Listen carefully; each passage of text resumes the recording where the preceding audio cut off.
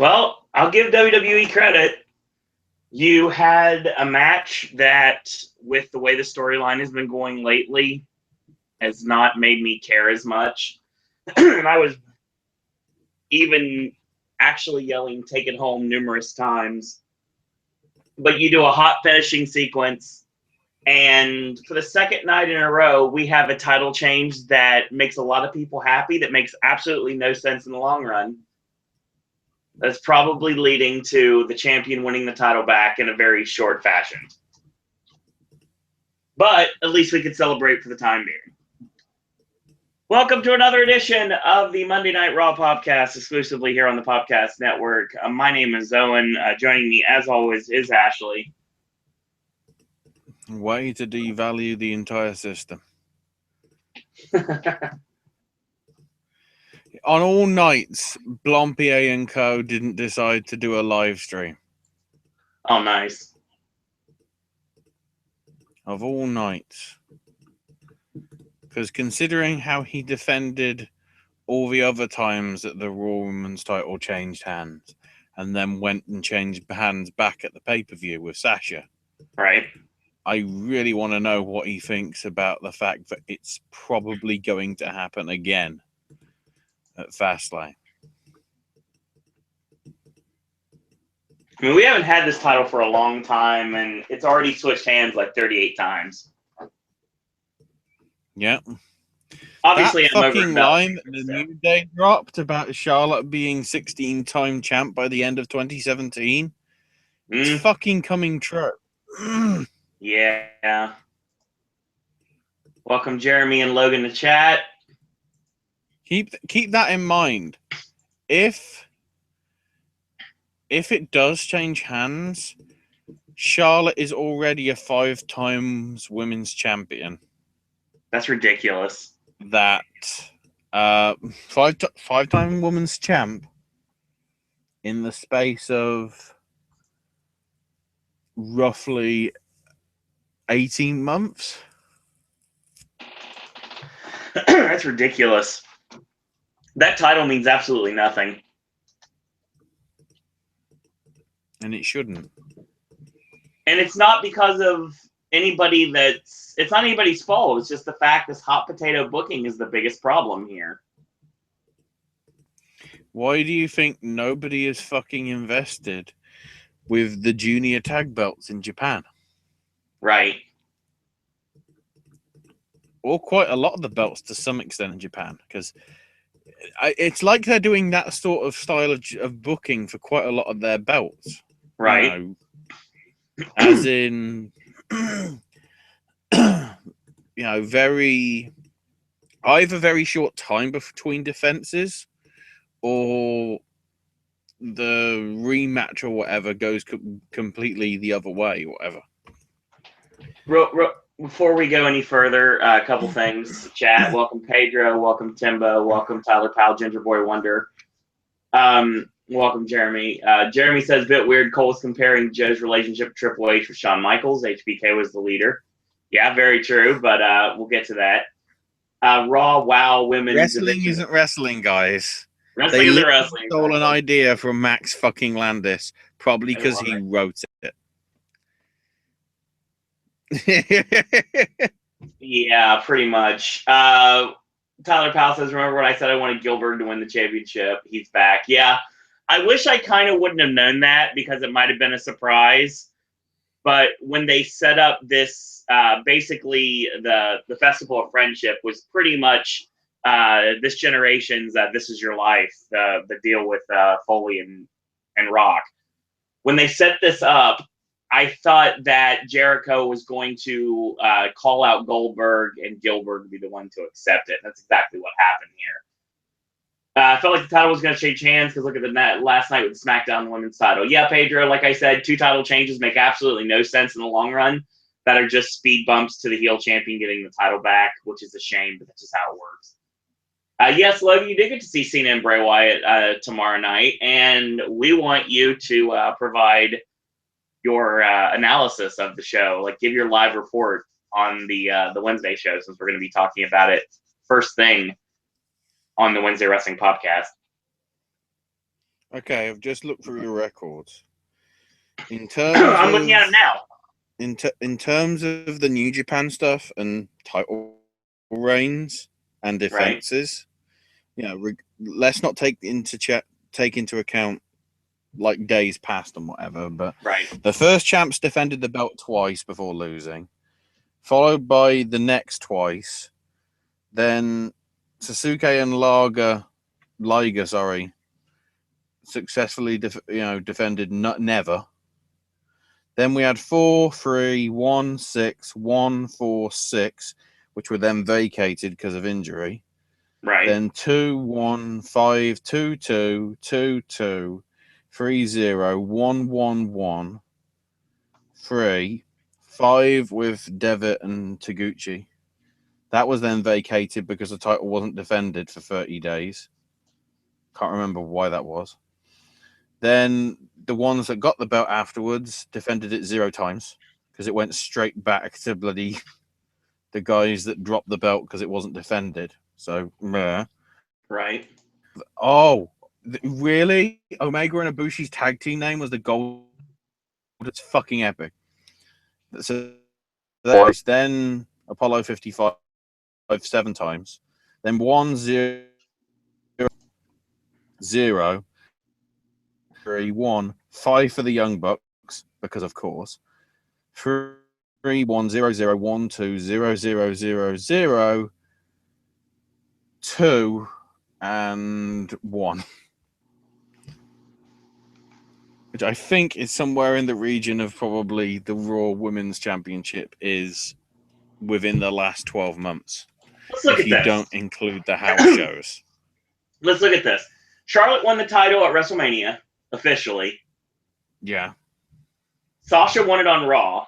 Charlotte got it back at a pay-per-view, which was SummerSlam. Sasha won it back on Raw. Charlotte won it at a pay-per-view, which was Hell in a Cell. Sasha got it back on Raw. Charlotte won it at Roadblock, which is a pay-per-view. Bayley won it on Raw. Charlotte wins at Fastlane. They have. Oh, that's clever. They have no list of how many defenses there were, at least on television. There was a few things, Logan, that were good tonight. We'll get to that. This show, yeah, Raw is meh is definitely a thing, but there were a couple of really hard-hitting segments tonight that really worked for me and worked for Ashley, and I'm sure worked for everybody in chat and everybody listening right now. But yeah, so that's basically what's going to happen. Congratulations. You're going to have Bayley drop the title to Charlotte at a pay-per-view, and then Charlotte's going to lose the title finally on Raw, and then they're going to have another title change at WrestleMania, and then basically the gimmick is Charlotte is head and shoulders above anybody else in the division when it comes to pay-per-view, but when we go to television, she's screwed.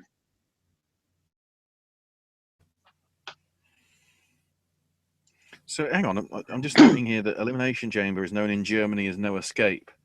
So why did the fucking German commentator last night actually use the terminology Elimination Chamber? Maybe he was told to.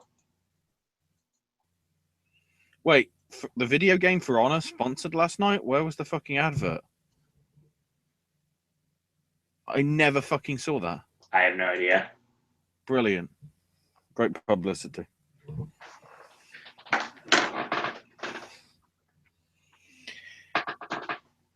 Other than that, clusterfuck.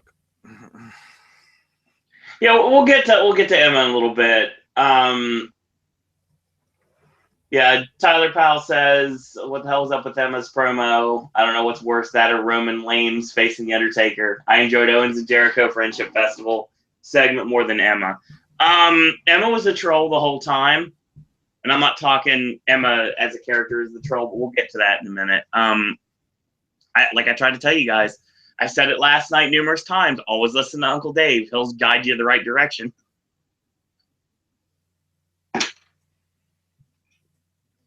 It looks like we're about to be ambushed, Ashley. I think that's disrespectful to the memory of Chavo Guerrero Sr. How is that to be the case? Ah. It's not disrespectful. Somebody running in when we're trying to do a tribute to Chavo Classic. Yeah, we haven't really had a chance to talk about Chavo Senior. It's the last time that we ever saw him was embracing Chavo Jr. Very true. After Chavo Jr. got retired from Lucha. In that essence, that's rather depressing. Yeah, but in the long run, it really was a fitting way to end everything for him. Yeah, as it turned out.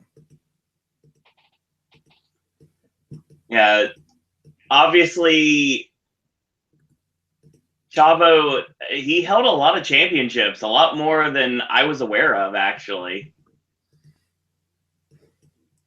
Worldwide, yeah, he had quite a bit. Certainly, most people would. The only stuff they probably know is the cruiserweight title runs on SmackDown. Yes, that is correct. A decade ago, when Hornswoggle showed up, or as he was referred to at the time, little bastard, because you could get away with saying bastard. The bastard. There's a band called the Mountain Goats, and apparently they have a song called "The Legend of Chavo Guerrero." So he's in their music video too. So yeah.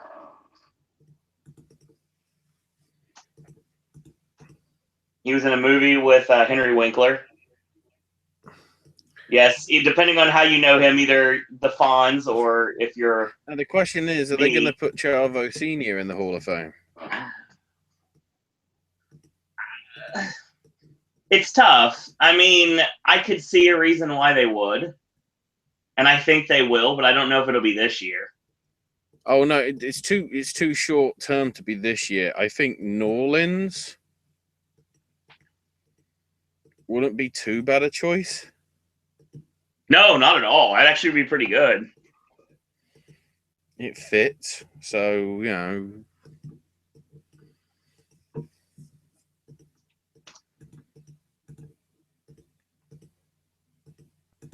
We'll see. Well, I mean, we'll see what happens, really. So we're going to discuss the show here. Yeah, so... Oh, real quick, before we get started, let's give main event spoilers. Uh-oh. Jinder Mahal over Sin Cara, and in a special 205 live match, Cedric Alexander and Mustafa Ali teamed up to defeat Drew Gulak and Tony Nese. Okay. I feel sad that they're demoted to this Z show. Right.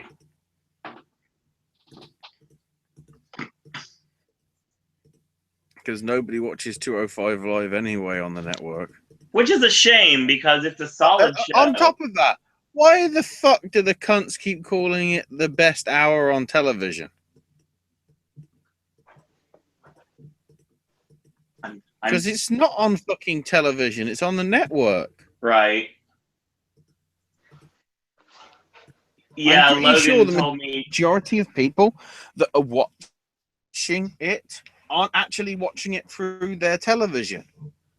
They're either watching it through a tablet, possibly being put on their television, or a computer, or a laptop, or a games console, which has to be hooked to a television in order to see it.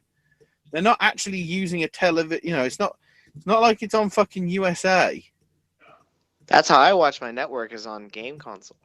Holy fuck! Where's from, cunt? Ladies and gentlemen, welcome special guest making his return, Mr. Entertainment. Welcome back, Aaron. Thanks, Owen. I just had to He's only doing it Kong with Owen in 3 weeks. Yeah. That's a shoot more ways than one, sir. To the con. I just had to finish comforting Ric Flair crying buckets of tears. So. Oh, jeez. Yeah. We'll get to that in a little bit. Don't worry. As long as it ain't buckets of chicken. We worried about that. If there's any chicken around, Enzo might try to have relations with it. Couple of Keep chickens. fucking that chicken. Andrew. Hey, I think Peter would have a field day with that. Yeah, maybe. I guess we'll see. So Goldberg tweeted out morons with the ellipses at the end. Kevin Owens tweeted him back. Logan showed me this in chat. Considering you almost knocked yourself out headbutting a door, you should probably reconsider calling other people morons. Kevin Owens replies to Kevin tweets. Owens rules the internet. Yeah, no, he really does. Like, to this day, I still follow him on Twitter. He's one of the very few wrestlers I follow on Twitter now, and his replies to fans and just wrestlers alike are just absolutely hilarious. He's a super nice guy, too. Oh, yeah. Also, with a note to that, and we'll cover this more on Wednesday. Good on CZW for putting Kevin Weedwhacker Hogan in the CZW Hall of Fame. No lie. It's really nice that Whackpacker Hogan is actually getting some accolades throughout the internet. I noticed that during the last Botchamania, Matthew actually dedicated it to him. And yeah, the reason I brought it up is because Kevin did a very heartfelt tweet about him. Well, I can understand that completely. Yeah. Everyone knew Whackpacker Hogan in the East Coast, without a doubt.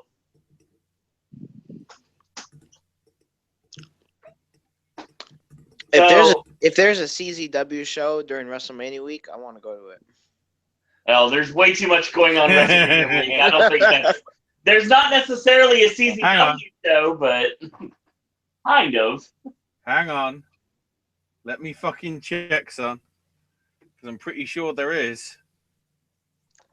I sure do hope so. Oh shit! It sounds too much like Jared Leto. Ah, That's not a bad thing. Because, like, as of right now, I'm only going to, events. unfortunately, just one show during WrestleMania week, and that's my friend's new promotion, which just launched, by the way, in Cocoa Beach, I believe. You're not going to TNA? I'll be going to TNA like once they announce those dates too, so that'll be another one. Yeah, That's it's not free. It's not officially part of announced yet, WrestleCon. but it is happening. Yeah. As part of WrestleCon, CCW's Best of the Best 16 Oh God! at Yes, the same time as Takeover. Oh, you. Glorious! No! The problem I have with that is I'd rather go to Supercard of Honor. Well, It's gotta be WrestleCon. until they air it on Impact the following week, because both are fucking desperate. Supercard of Honor just got announced.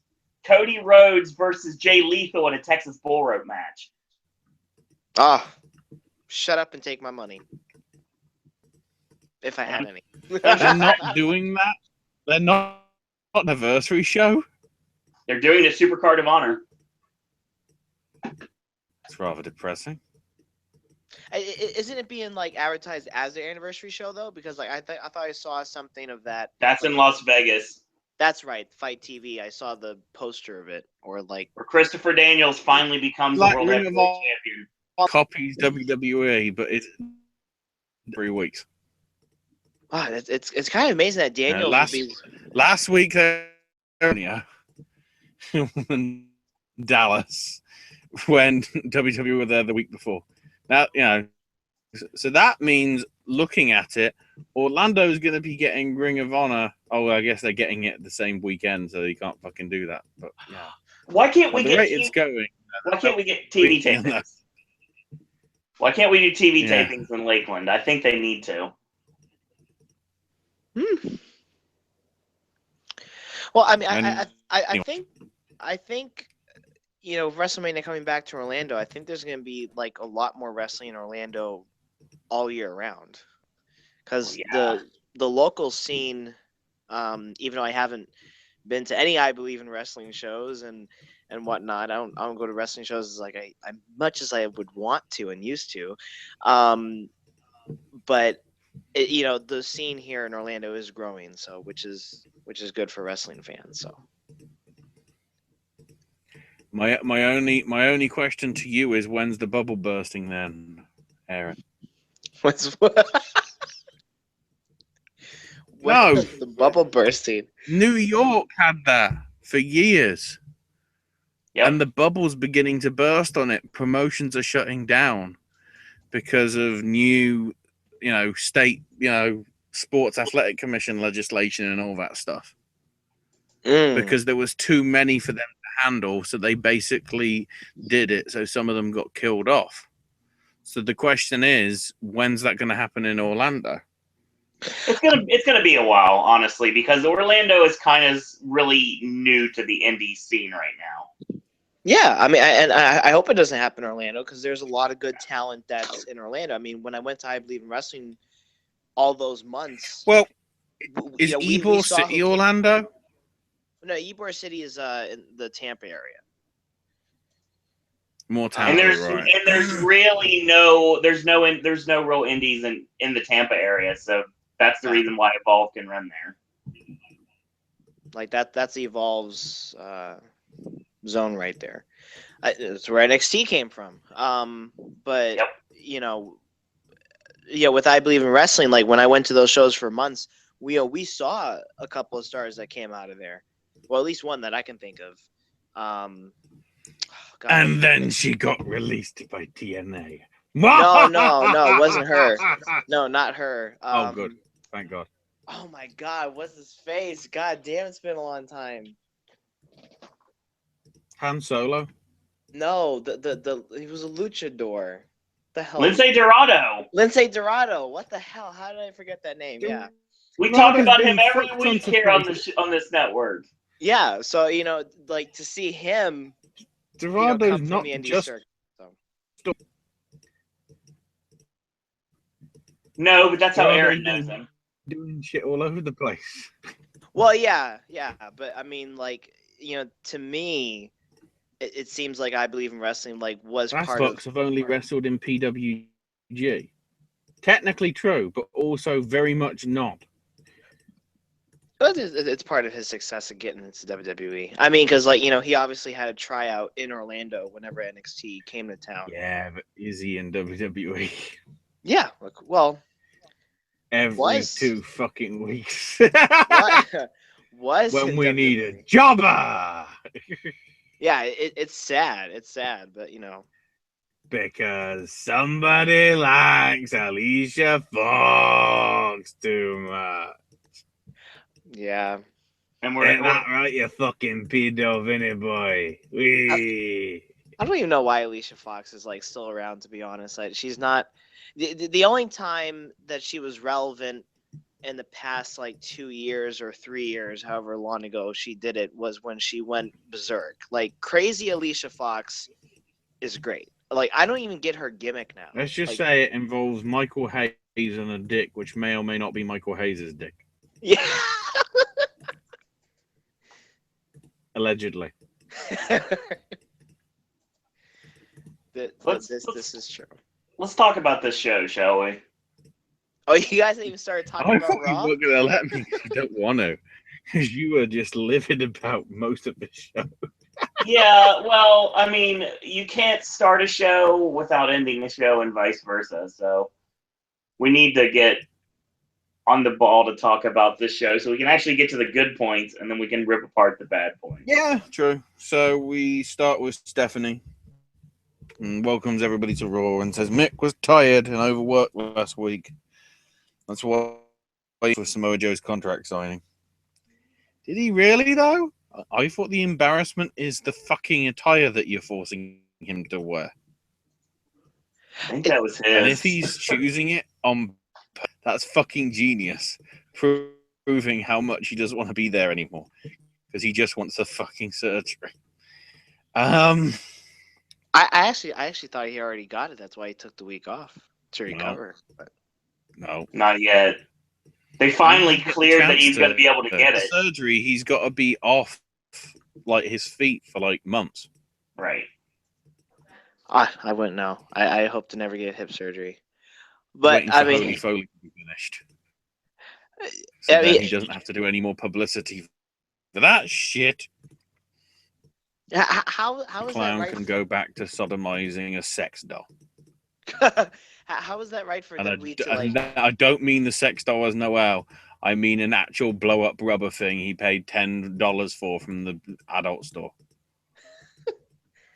He can clown around with. Like, I don't even know if they're called $10. how is that right for WWE like to Do clear? do it like fucking Derek and Clive back in the day. Stick a celery stick up there. That's all I'm saying. If you haven't seen that, click to. It's fucking funny. It's offensive but funny. That's the weird thing. It's offensive. Just like Roman Reigns, it's offensive, except Roman isn't funny. So that was a bad example.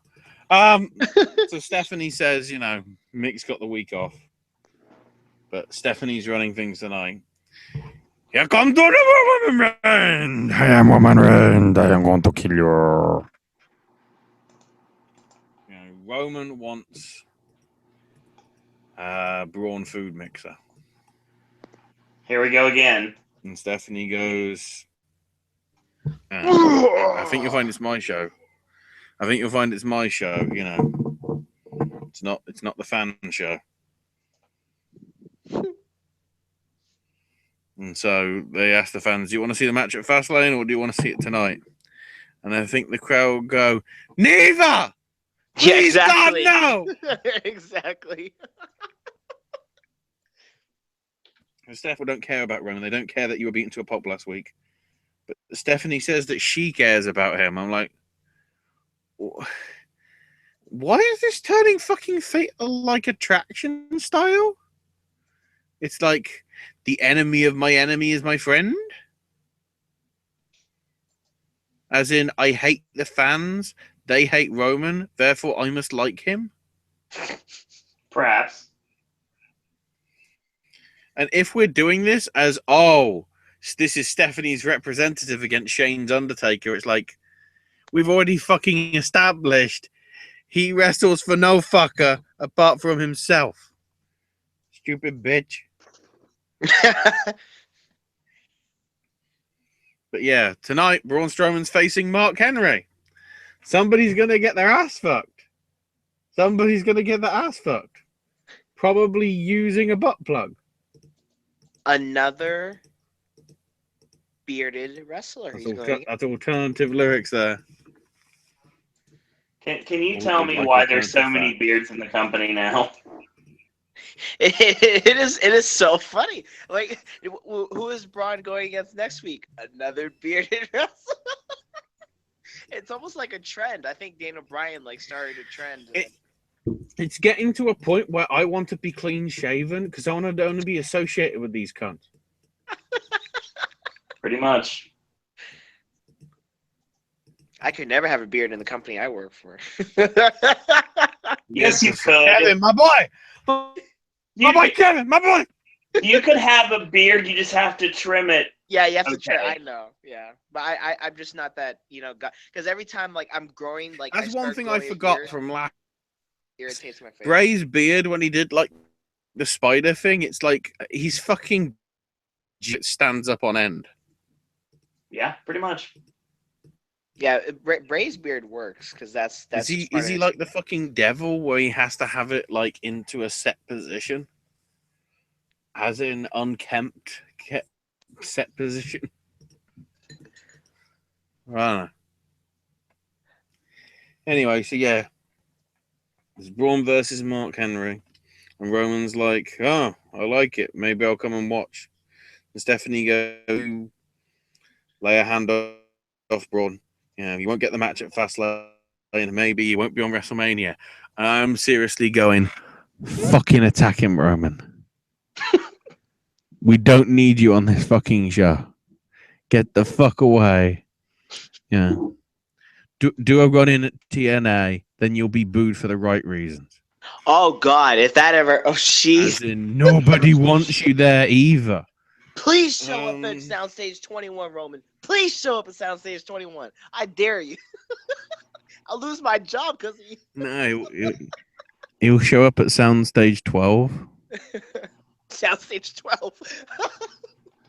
Don't even think that's an I option. got the numbers I all don't think around. we have South Stage 12. Yeah, I was about to say, do we have a South Stage 12? News to me if we do. Oh, I'm sure it's probably some sort of a. It's probably in use right now. If there's a Soundstage 21, there's got fucking sound stages. It's like movie 43. There's got to have been a movie 1 through 42 that I've never seen. Oh my God, movie 43! I can't believe you know that. I saw that movie. I can't believe I Also, wasted money on where this were the movie. Naked Guns films between 2.5 and 33 1/3? I missed them. Oh, that's funny. Well, was I the only one that kind of wanted like the moment to kind of have been better if Stephanie had slapped Roman Reigns? Like if Roman Reigns actually came up with good insults for once? No. Because everything he says is not good. Stephanie slapping anything just is like, you know, Triple H's flaccid cock inside her vagina. Well, I mean, I just think not like a sight you want to see. I just think because she's a McMahon, she's the only McMahon that really slaps in the family. Like if you kind of look back, I mean, there's probably been other McMahons that have slapped. I think you'll find she isn't. No. Linda that's what I thought. McMahon's been slapped with a restraining order by President Trump for saying anything. And that was funny. I was actually watching. I don't know why I was watching this. I must have been really bored when I tuned into C-SPAN. They were talking about who's going to go in front of the Senate or Congress or whatever to be sworn in as like secretary of like small businesses or whatever Linda McMahon's appointed position was. And they said, on Tuesday, we're going to have a wrestling giant, Linda McMahon. Like, do you really have to label her like that? I mean, just say entrepreneur. You don't have to, like, say WWE giant. She did actually fuck all. She is an entrepreneur. You don't need to say wrestling in front of it, though. Entrepreneur? You know what that means? Fuck all! Anyway, the Lord and Savior, Gallows and Anderson, show up. That was interesting. You know, Carl's like, look, we couldn't hear you disrespect Stephanie anymore, Roman. You know, you can't always get what you want, but if you try sometimes, you get what you need, which is Roman Reigns injured for life. Why can't he have tingles in his neck? Seriously. Oh my God. At the rate we're going, though, they get fucking injured themselves. So, like, you know, spoilers for later on. Gilbert shows up. They'll actually have to have Gilbert versus Brock, and fucking Gilbert will win because Brock will get fucking injured doing his entrance. No, you can actually have Gilbert versus chinless James Ellsworth because any man with two hands has a fighting chance. No. We need Gilbert versus Brock because then Brock will fail a wellness violation. That's the rate we're going. God. Why can't it'll come out right after WrestleMania. Brock suspended for 60 days for a wellness violation. And it's like, look, every fucking match you fucking do, you cunt, you keep getting suspended afterwards because you were on drugs before the thing. I wouldn't be surprised if that happened like in WWE since it happened in UFC. I'm surprised that they haven't. Once they get to Neville and he's still Cruiserweight champion, he'll be suspended because I tell you, Neville is juiced up. He does not look like what he used to in NXT. So basically, Luke and Carl are like, perhaps we should take you on, Roman. And then Stephanie goes, well, in honor of Teddy being inducted into the Hall of Fame. Way to fucking spoil it for anybody that hadn't seen it that was waiting for the video package, you stupid bitch. Thank you. Yeah, no lie. But it was funny, though, on her part. It's better that Teddy Long did it, but, you know. In honor of Teddy Long, we're going to have a handicap match. You stupid fucking bitch! You know what his fucking shtick was? Hold on, players. We're going to do a 6-man tag, motherfuckers. You are correct. Holla. I almost guarantee you there's going to be a 6-man on SmackDown, and they're actually going to get the reference right. Handicap match, a 6-man tag. It's missing 3 fucking people.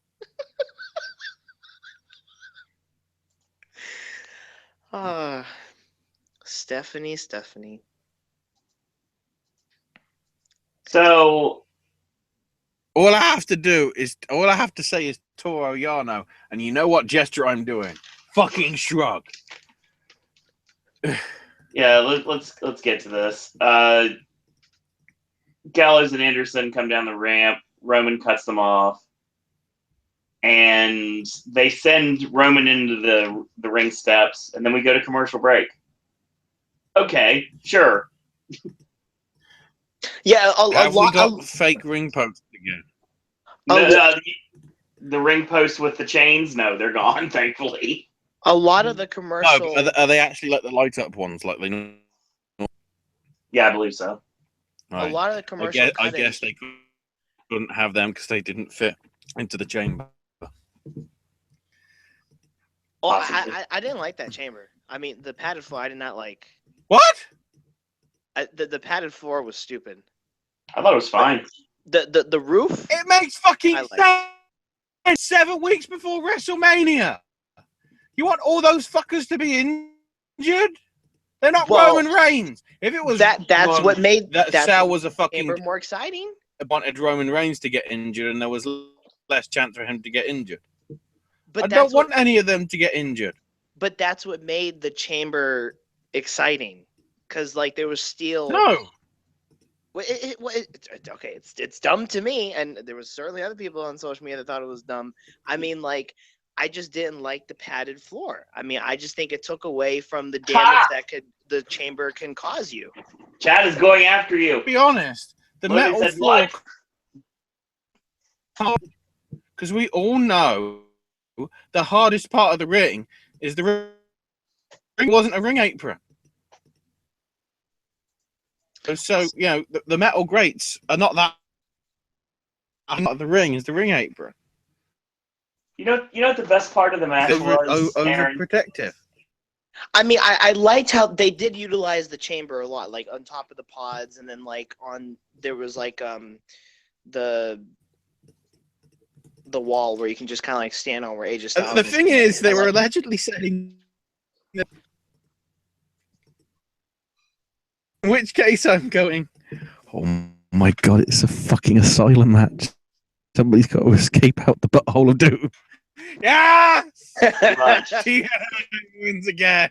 You know, it did kind of look like that now when I think about it, because like, it looked a little too similar. But I mean, I liked the roof. I liked the lighting was cool. That was really cool because it you know. Yeah. It showed you who was next coming out of the pod. Anyway. Because I don't give a shit about this match, DQ. I don't care about it either, but I mean, I did write some notes of it. Basically, Roman ends up fighting off both men. This ends up getting thrown out. They beat on him too much. I believe Vinny's line is DQ for kicking too much ass. Probably. That's true. I mean, Roman Reigns facing 2 other guys. You've never seen Roman Reigns at a disadvantage. Oh no! What should he do? This was stupid. I've seen him at a disadvantage. He has a disadvantage with the crowd. Of course, he's always at a fucking disadvantage. Have you ever seen him at the front of the queue on Taco Tuesday? No.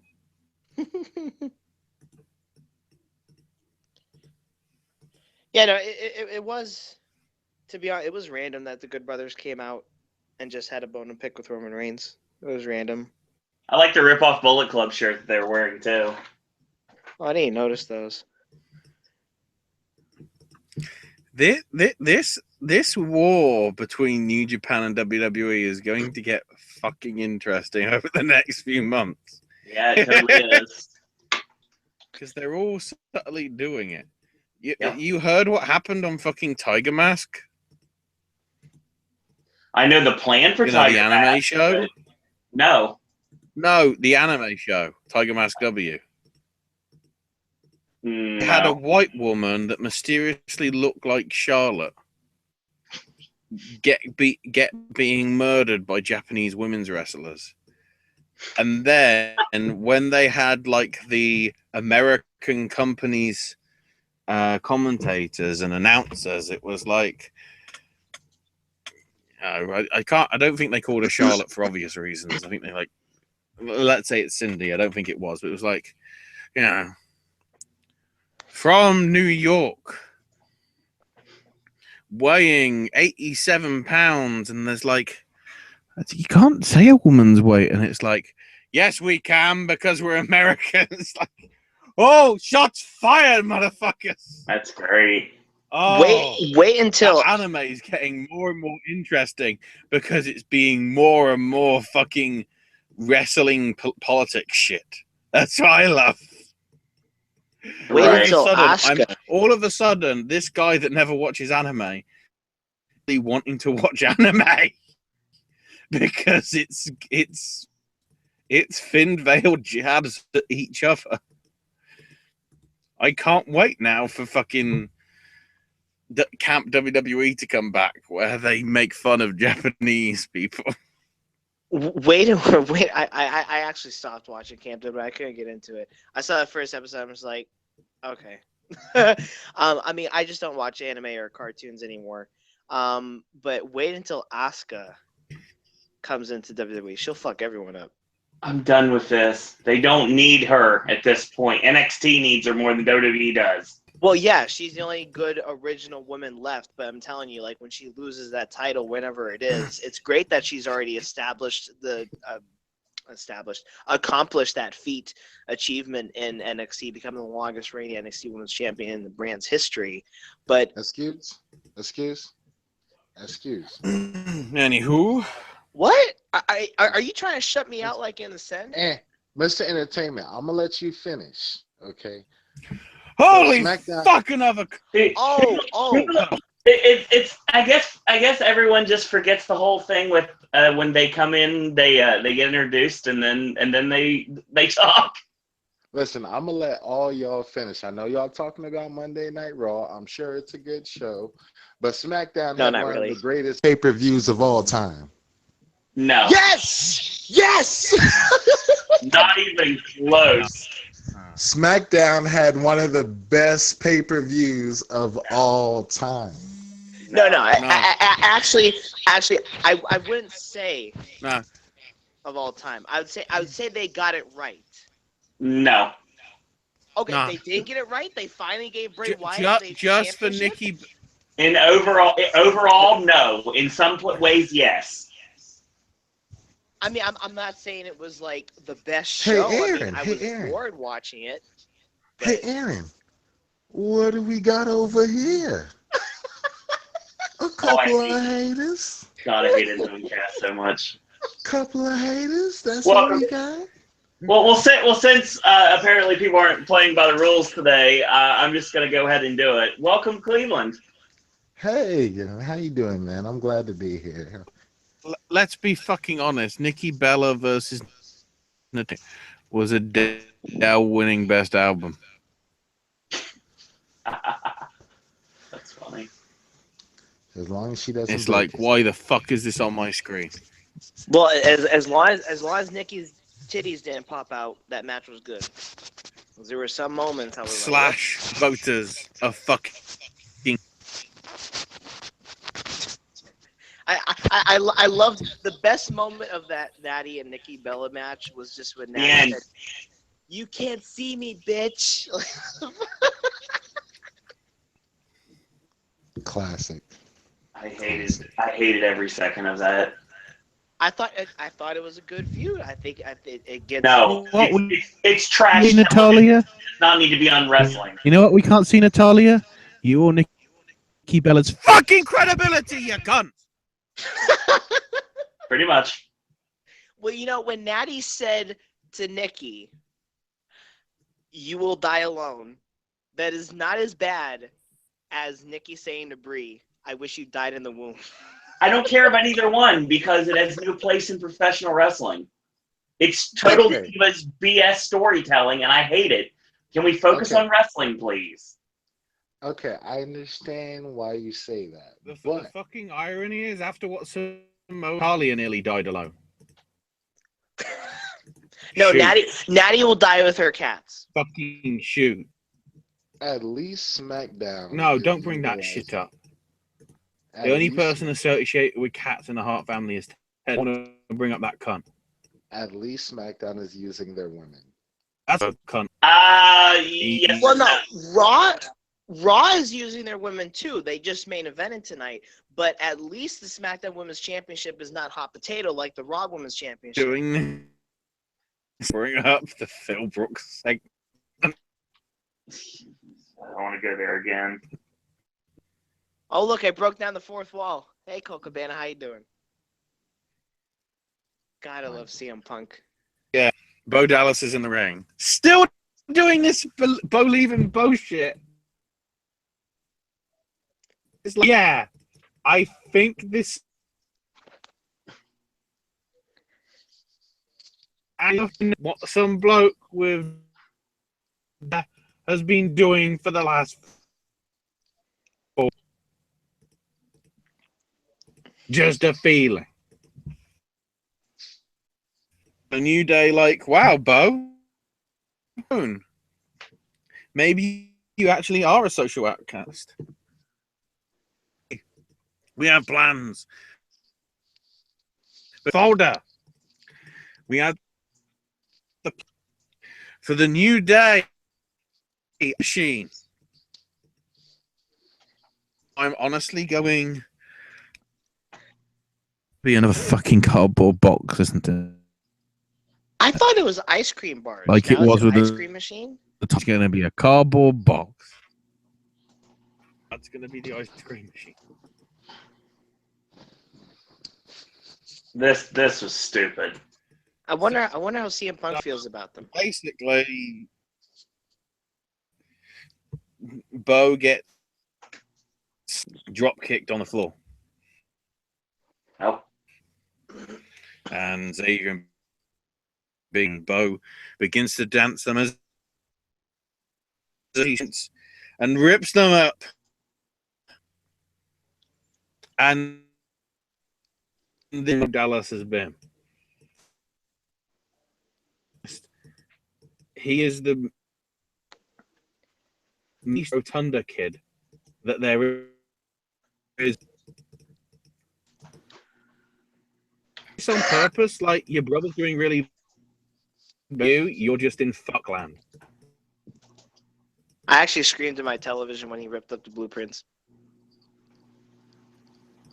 I was a little bit pissed. This was stupid. Are you 7 years old? I thought it was funny. You have to have this ends up relief. on the Hulu edit. It's like, what they're doing now. Actually doing shit. So they actually get on Hulu. Because I think that 70% of the people watching this show now watch it. They don't watch it live. But she's going to make Levin's fucking live. Well, we already know which show beats Raw. That's what happens. SmackDown. I mean, at the rate they're going, people have to be on Fox News now every night because they know that's exactly what Donald. So basically, default, anybody that watches Fox could be president of the United States. So make a note, Aaron.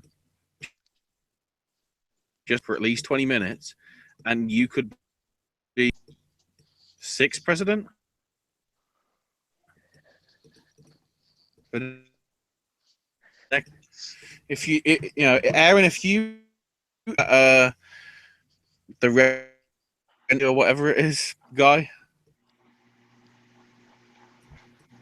is that who it was, Owen? What? I can bear. You are cutting out badly, Ashley. Yeah, I could. There's too many people on the call. Yeah. I got them.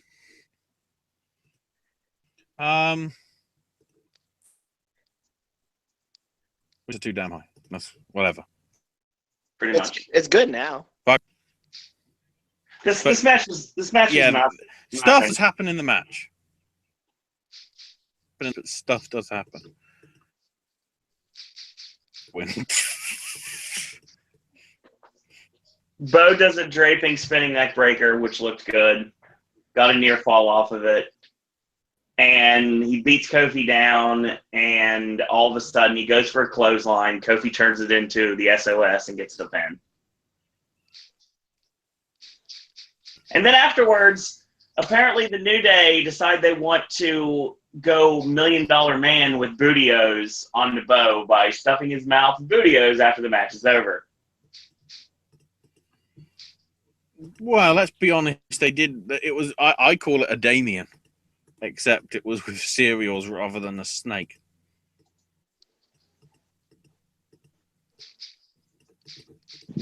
To some extent. Yeah, I don't care about this. If the New Day can get ice cream, then more power to them. But 2 segments in a row where I just didn't care. So fucking Dom Arigato, Charlie Caruso is interviewing, and she's like, "That's 5-5," and Neville's just like, you know, I'm facing tomorrow is more of a threat.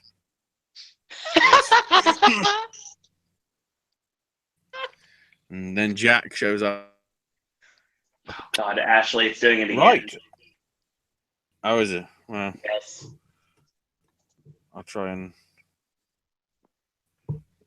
It probably. I'm going dual. Stereo. Just to piss off.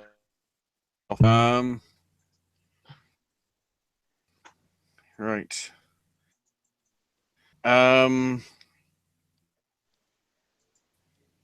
So Gallagher's like,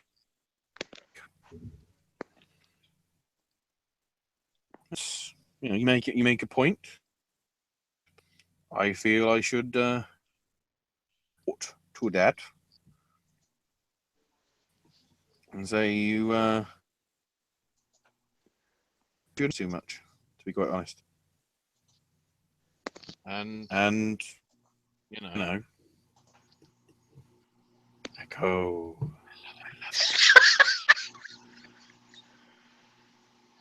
Just to see how long on the thing. Oh, I can actually hear that I'm blurting so much. Okay, that sounds a bit too much like a fucking porno. Oh, it crashed me off anyway. That's handy. So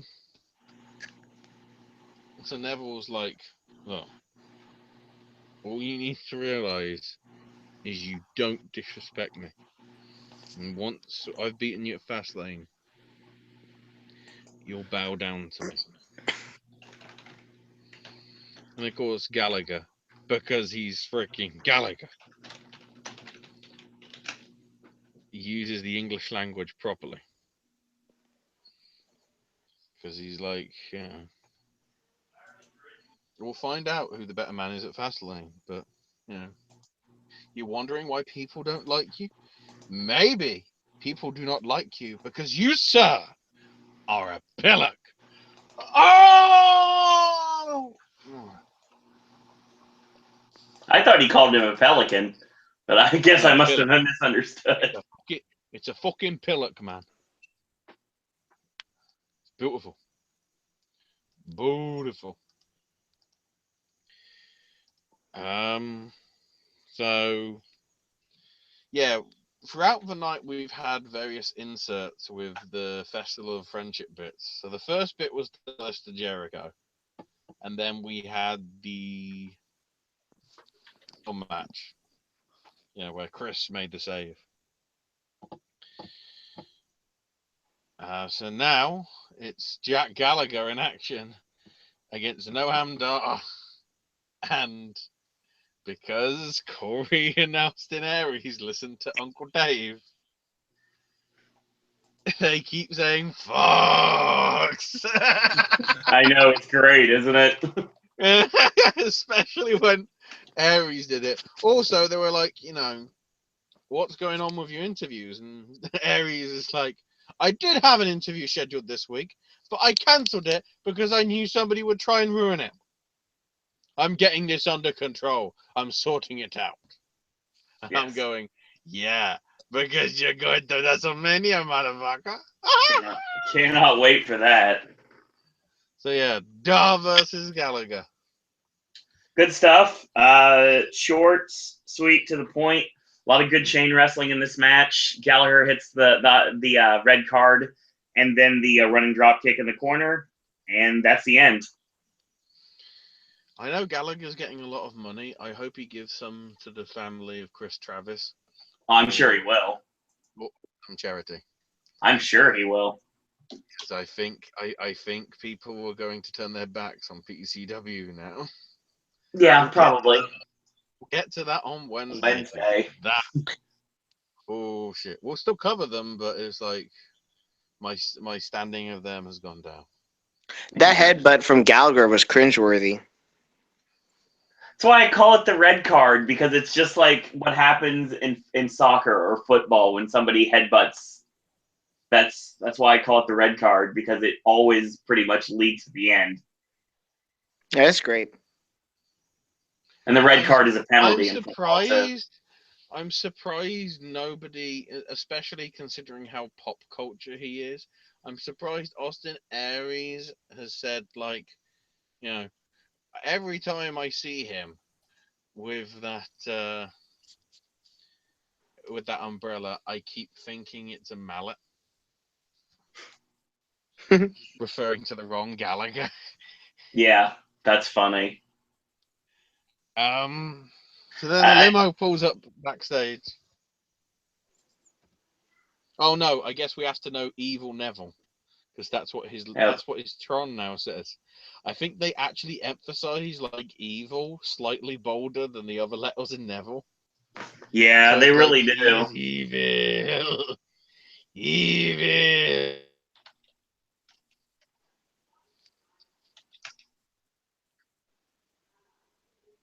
Well, I wonder with that, it just makes me wonder what Nobby thinks about his name being used on WWE television.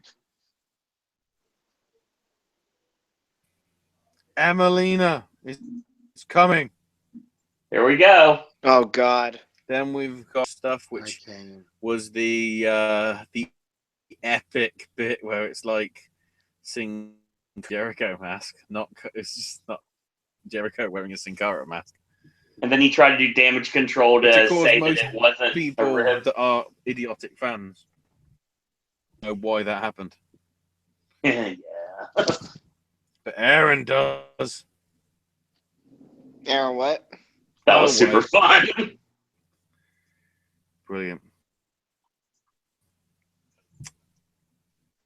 Let's do this now, Emelina.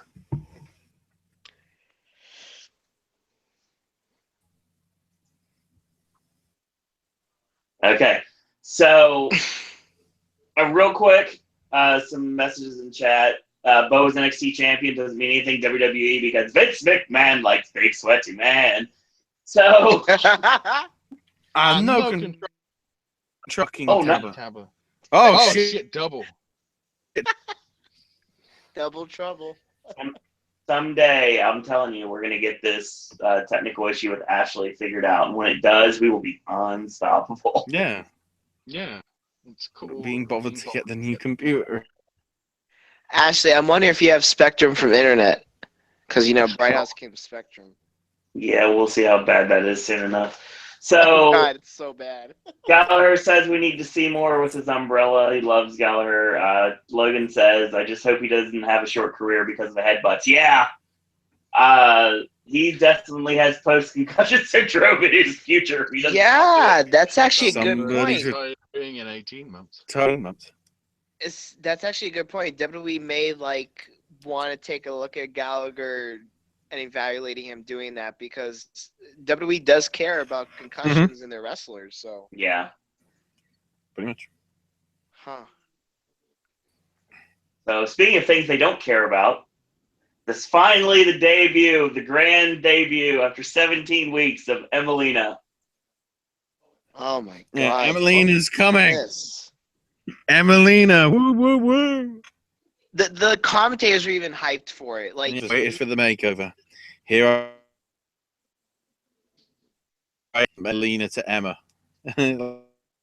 Like brilliant. So and you've had to bury. Oh my god, really? It's a curse.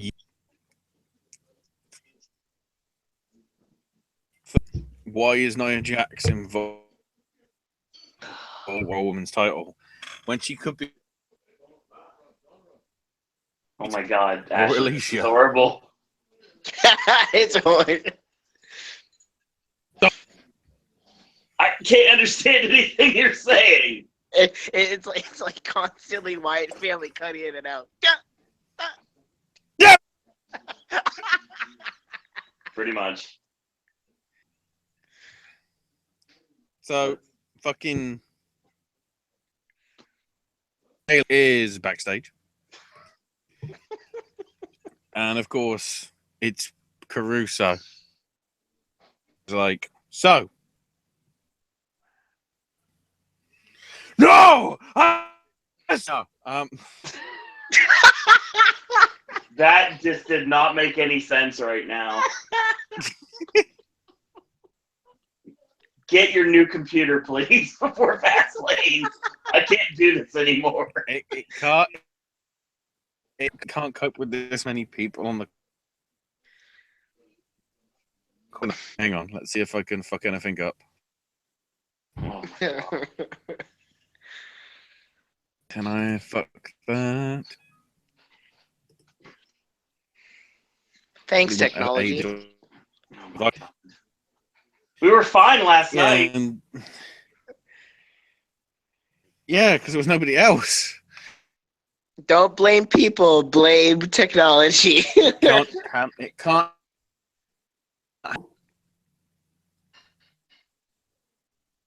I can do 10 on a Horror Nights podcast and not have any issues.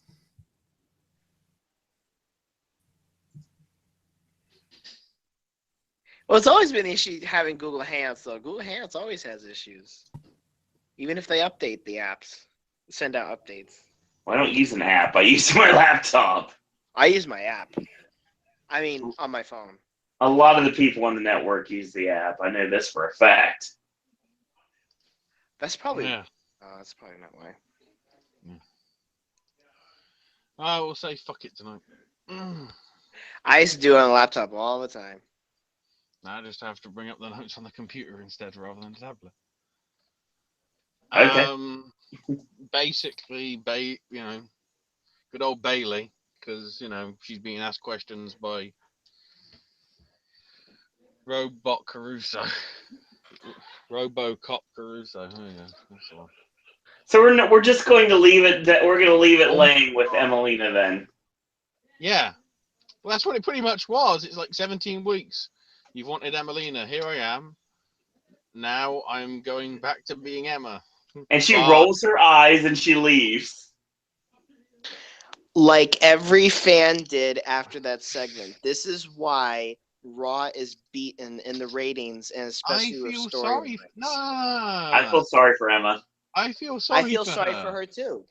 She had to go out there and basically bury herself. I don't know, yeah. I mean, bury herself and embarrass herself after like 2 months when she should have debuted. Well, the thing is, though, and you know just as well as I do, Ashley, Emelina was never going to be a thing anyway. They just did it as a rib. And she was the one that had to come out after all of this build-up and say, okay, I'm here now. I'm going to back to being Emma. And then she rolls her eyes and she leaves. If they aren't going to bring her back until let's say after Mania, you know what the perfect thing should have been? She should have hijacked NXT and then gone April Fools and then walked off. I mean, at this point, I don't know what the direction for Emma is going to be, or if she even is going to have a job after WrestleMania at this rate. Yeah, no, exactly. I mean, with all the freaking vignettes, I thought she was going to damn come out in near bikini. But then she came out like some in a sparkly dress. So it was done to get people talking, and that's exactly what it did. There was never anything they were going to do with the character. They purposefully made her dress like Beyonce, except she wasn't pregnant. Yeah. I mean, because it did get people talking. I mean, you should have seen the tweets. People were saying, "Oh, what was the point? Melina, what the fuck was that? It's a minute I can't hear." Well, I said it's a minute I can't ever get back in my life. It was a troll in the fans. That's exactly what it was. Yeah, no, I mean, Raw does have 28 creative writers, and almost none of them are creative. Yeah, exactly. They love to troll the fans. Oh, it's a troll on the fans. It's an even bigger troll on the one that it was supposed to push. Right. Mm-hmm. It's like, give you a push, you have to bury yourself first, though. Yeah, no, it is embarrassing on Emma's part. I mean, I agree with you guys on that. I mean, especially like this is a woman that came back from back surgery. She could have had a very good push, and then the back injury happened. So to come back from injury and then like this, really embarrassing. Kind of insulting to Emma. If this was the Attitude Era, and this was me being Austin Aries, if it was on commentary, let's say, or Corey in the Attitude Era, I would have gone, well, some people thought she'd steal the show. I think she just stole my iPhone case instead. It was just like, God. Yep, pretty much. That's funny. That's what would have happened back in the day. Yeah, that's really true. Yeah, she was eye candy. Writers try to come up with a joke and then don't have the punchline. Yeah, there was never a punchline, Pedro. It really seemed like this whole gimmick was just a troll, and there was never anything that was going to come out of it. That's so fucking hey, at least TNA doesn't do shit like that. And you don't see shit like that in the indie circuit. That's just a waste when they do that. I have a feeling Emma will be probably with TNA by the time the year's over. That's my guess. I'd be surprised. I think she's got respect. She'll just be in Shine and Shimmer instead. Send her back to NXT. No. That's where she excelled anyway. Well, yeah, Evil Emma. Well, no, she brought the Evil Emma thing to she brought the Evil Emma thing to WWE, and she had that. Yeah, and it didn't work. Well, it didn't work because she was with Dana Brooke. Still. And Dana Brooke better thank her lucky stars that Emma got hurt in the first place, or she never would have caught any sort of push. Yeah. Shots fired.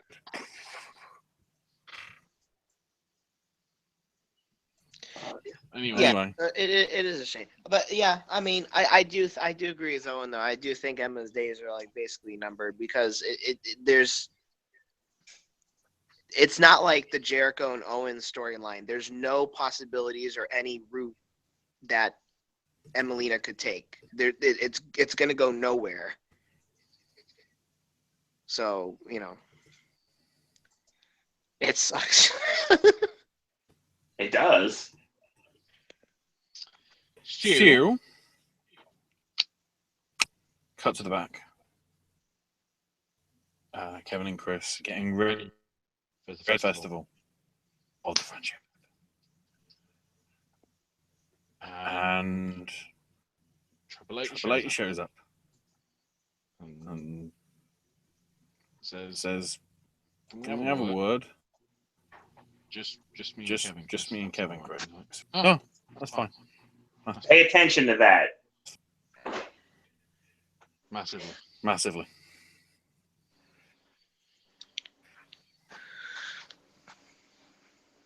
And then something happened.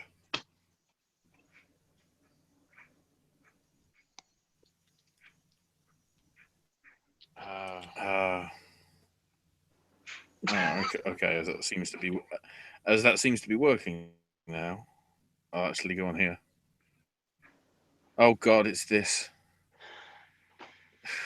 Mark Henry versus Braun Strowman.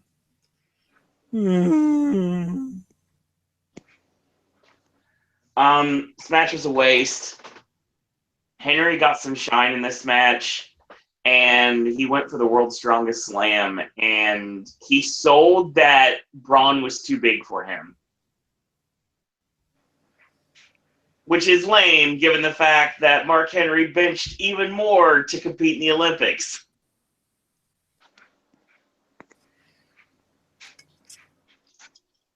So Strowman hits a drop kick, which actually looked quite good, and then hit the Bulldog Power Slam and got the win.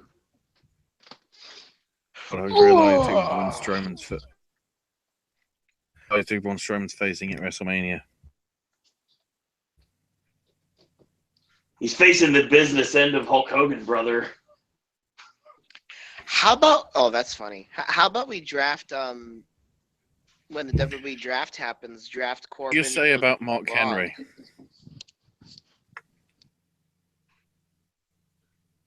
Henry was fine in this match. It was just Mark Henry was an Olympian. You are correct. Kurt's gonna fucking murder some Braun. So we're gonna do proof. The angle that Angle was supposed to do with Rusev that we were talking about many moons ago is going to end up being Strowman. Ugh. Okay. Angle versus Strowman? Maybe. What? That's a disadvantage for Angle. Not necessarily. Someone's got to stop Strowman. Oh, yeah, Roman's going to do it at Fastlane. Never mind. Yeah, exactly. See, the WWE's already figured it out for you. I just Angle just doesn't come up in my mind thinking who's going to stop Strowman.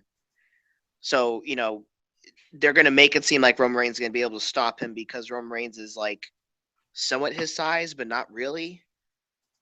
But at least they can go toe to toe. Roman's beating him. Yeah, they're building Strowman up now to job to Roman, and then they're getting Roman ready to hopefully, like I said before, fully become Kevin Nash and lose to the Undertaker at WrestleMania. Oh, so now you see him losing to Undertaker? Yeah, it's a humbling moment. So Undertaker can retire?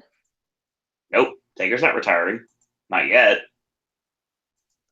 He's gonna Hey, at this rate, you don't even know if Taker's gonna be at WrestleMania anyway because he was so beat up just doing a few spots at the Rumble. We don't even know if he's gonna be able to make Mania at this point. No, I know because he needs hip surgery. He's a lot more than that. Well, I mean, I'm just going by what the dirt sheet said. Well, that is correct, but he needs a lot more than just hip surgery. What else does he need? He needs to have only 1 or 2 more matches and then hang it up because if not, he's going to do permanent damage to himself. Yeah, well, I mean, he's going to do permanent damage to himself if he wrestles at WrestleMania without that hip surgery. That's why it is a very doesn't have time for surgery. Mania is only... he doesn't, but he's gonna have to be careful at WrestleMania against Roman. So that I already feel like that like you were right. I mean, how Undertaker looked in the Royal Rumble, right?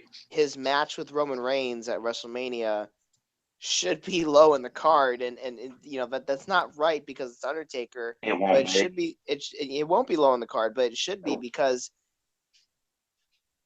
that match is going to be sloppy. I don't know how they're going to make that match look good. They're not, but that doesn't matter.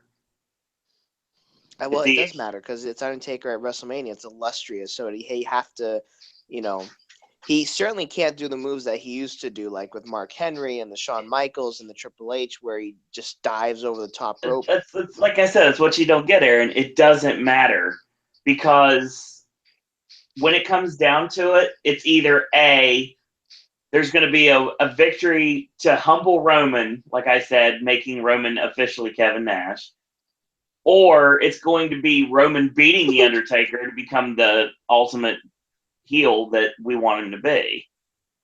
Logan says if Corbin goes to Raw, his career will be dead. Like Ashley mentioned earlier, Ron should want Baron Corbin, if anybody else. That's what I was going to say. That's why I said, draft Corbin to Raw. So that way you have another person that can go toe-to-toe with... The only problem with that is I agree with Logan. Corbin will get lost in the shuffle on Raw. He's a big fish in a small pond on SmackDown, so it fits. In Raw, he's just another big guy. They really just need a major overhaul of creative in Raw. I mean, that's really what's wrong. I mean, WWE and Vince McMahon really probably never thinks that they're doing anything wrong. They just go with the flow and they do what they want. It doesn't matter what the fans want. I think Ashley's finally back. That's what's hopefully. mattering. A lot more wrong with Raw than just that, Aaron. Interpromotional, yeah, I could see that, maybe. Well, let's hope so. So we got... This is the Cesaro, Sheamus, Bailey segment. Oh, this shit. Yeah, I hate this stuff. Oh, Sheamus botched his wording. Training with him for some reason. He did. A couple of haters here. It's like, okay, disregard Bailey then. And Sheamus says, look, in there, I'm getting so frustrated I can't talk. I should have kicked in your ferret head.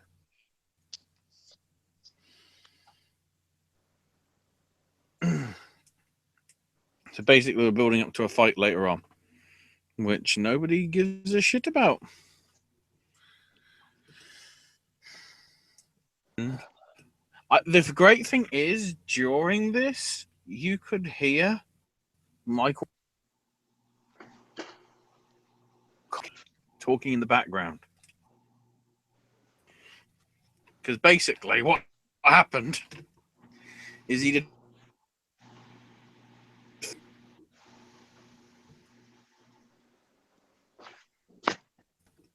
He was, in actual fact, he was probably just standing behind the Tron because they pre-recorded the interview. The interview wasn't being done live. Oh yeah, that shit was pre-taped. That was something that could have aired on WWE.com. Probably Wilson. So Michael Cole with,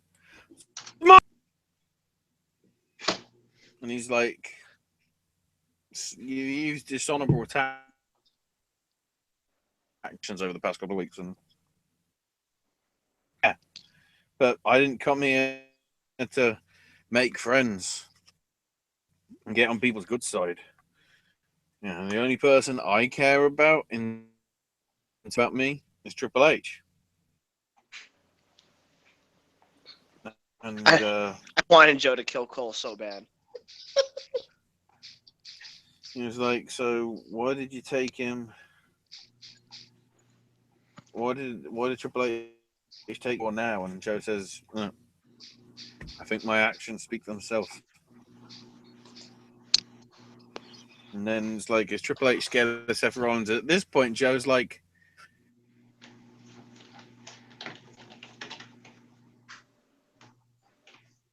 and at this point, I thought they were teasing the whole that he's not going to be on Triple H's side soon already, just as a backup plan in case Seth isn't ready for Mania. And Joe says, look, Triple H doesn't have to justify the reason I'm here. Quite a lot of people have shown up from NXT, but nobody like me. I've been beating the crap out of everybody for 18 years around the world. And the only reason I've been anywhere but the E is because the E were too scared to hire me. Or TNA were giving you stupid amounts of money to do bugger all. That works too. I'd say it's more of the latter. Yeah. Seth's the crown jewel of Raw, but couldn't last for more than 2 minutes with me. And, if he comes back, I'll put him on the shelf again. Where he belongs.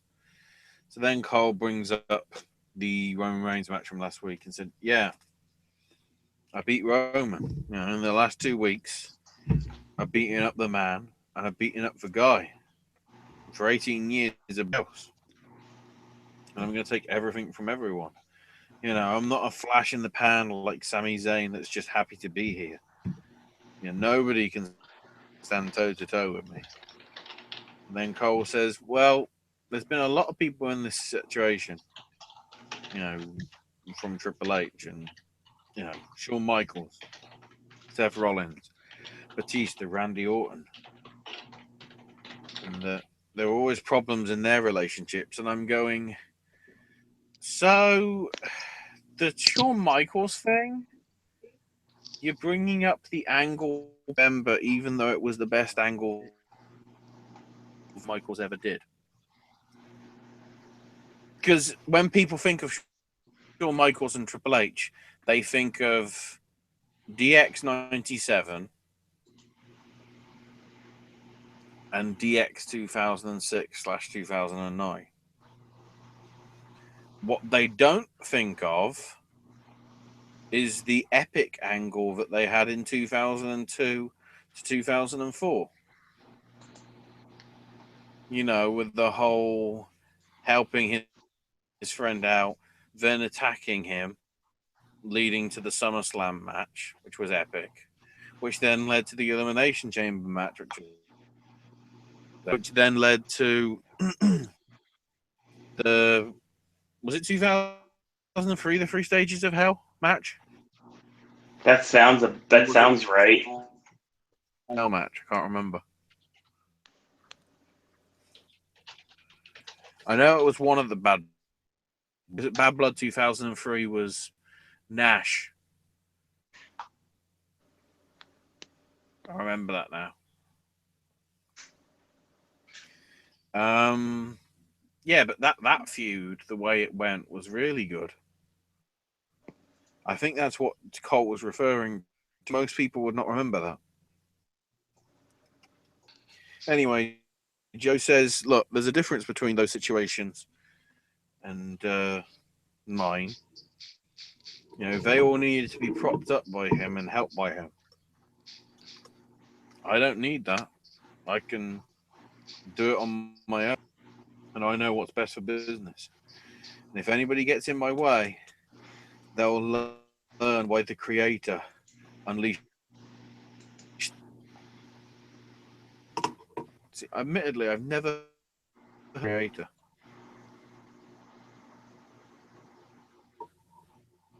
It's a little fact. And Joe just gets up and leaves. This was great. Easily one of the best segments on the show. Joe looks like $1 million, as always. Well, yeah, because he's dressed up in Mafia dress. I love the fact that everybody in their reviews mentioned how he looks pimp in a suit, and that we haven't seen that before. And I'm going, seriously? Did nobody watch TNA? Watch TNA throughout quite a lot of 2007, 2008, which was the main event Mafia. Right.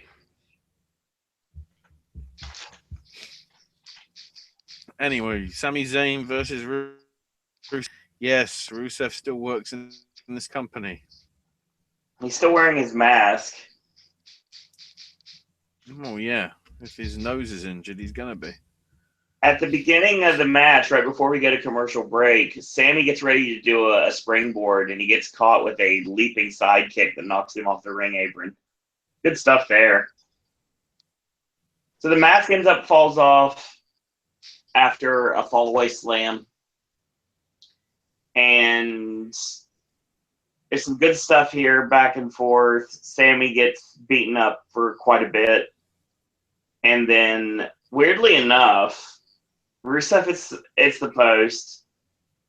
Sammy's on the ring apron. Sammy gets pulled to the outside. Rusev with a clothesline on the outside. Sammy tossed back in the ring. And then when Rusev gets in the ring, Sammy hits the haluva kick out of nowhere and wins. Oh. Interesting. Too short to really do much, but I'm glad that they did it. Even though setting up foreshadowing, Samoa Joe ended up during the segment prior said Sami Zayn's just happy to be on Raw. Important words. Of course. Because Sammy's interviewed by fucking... Was it actually bloody Caruso again? I believe so. Or was it like Byron? I don't know. No, it was like, you know... Kelly was backstage. Is this when a confidence booster to you, Sammy? And he's like, I had a lot of momentum going into the title match last week, and it sucked that I lost. But tonight, it's a step in the right direction. You know, it's a huge win over a huge opponent, and it's always about coming back after suffering a tough loss. It's always about being beaten down but not staying down. And Sammy's like, you know, Samoa Joe says that, you know, I'm happy to be here. Well, I'm just pleased that I'm not Samoa Joe, because I'm not sort of the guy that cleans. I don't take shortcuts and I don't sell out. But, you know, it's that time of the year when everybody's thinking about one thing, and that's WrestleMania. Cue Samoa Joe's music, and he's looking at the Tron. And he gets attacked from the side by Samoa Joe. Mojo!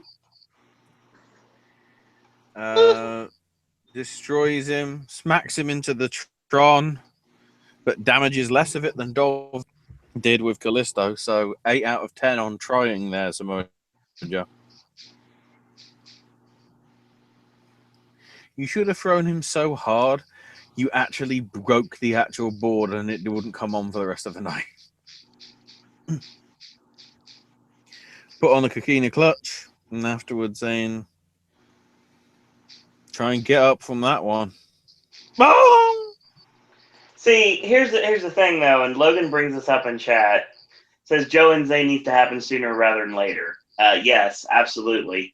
I think with what they did in the next segment, I think they set up Joe and Zayn for Fastlane.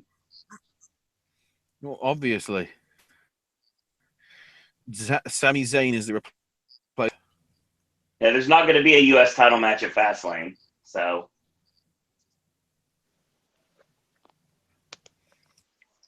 Teddy Long's going in the Hall of Fame. Player. Holla fame.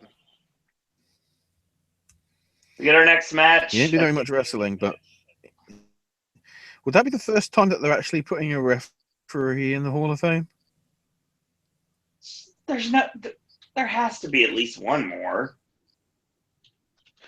I don't know. If you look at the referees that they possibly could induct into the Hall of Fame, nobody comes to mind that they actually would.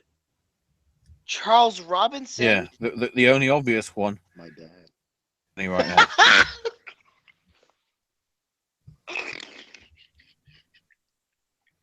And I don't think Bill Alfonso will ever make it into the WWE Hall of Fame. Yeah, unfortunately not. Charles Robinson. Are we really forgetting Charles Robinson? He's not a Hall of Fame referee. Wow. Okay. He's officiated. Oh my God! I just realized what happened. back at WrestleMania 24, it wasn't actually Ric Flair to the Hall of Fame. It was Charles Robinson. That's why Rick was so ecstatic when he got the ring when the Horseman went in, because that was actually his ring. Because the other one went to Charles because he impersonated him. I've worked it out. Oh my god. Holy fuck, Tozawa's on. Yeah, Akira Tozawa versus Arya Daivari. Ha! Ha! Ha! Ha! I'm very glad that Daivari's not using a Rainmaker this week. He did a hammerlock short arm clothesline that was not the Rainmaker. Heat on Tozawa for a bit, and Tozawa ends up fighting out of a sleeper hold and hits a Hurricane Rana from the top, knocks Daivari to the ring apron, nails him with a leaping forearm. He hits a tope suicida, and he whips Daivari into the ring.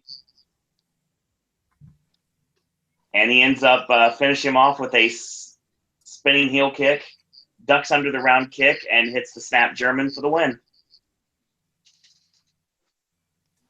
Short, straight, and to the point. Once again, I have to mention this. I think I'm on to you, CFO $. I'm totally on to you because that's a total ripoff of the Battle Without Humanity from Kill Bill. It's his theme music.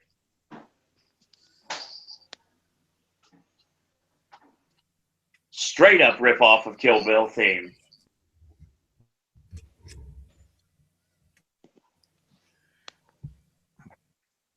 I see what you mean, though, yeah.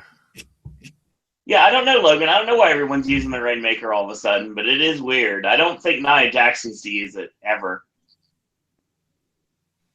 At least Daivari's looked decent when he did it before, but now I think they realize, no, we're not doing that anymore, so...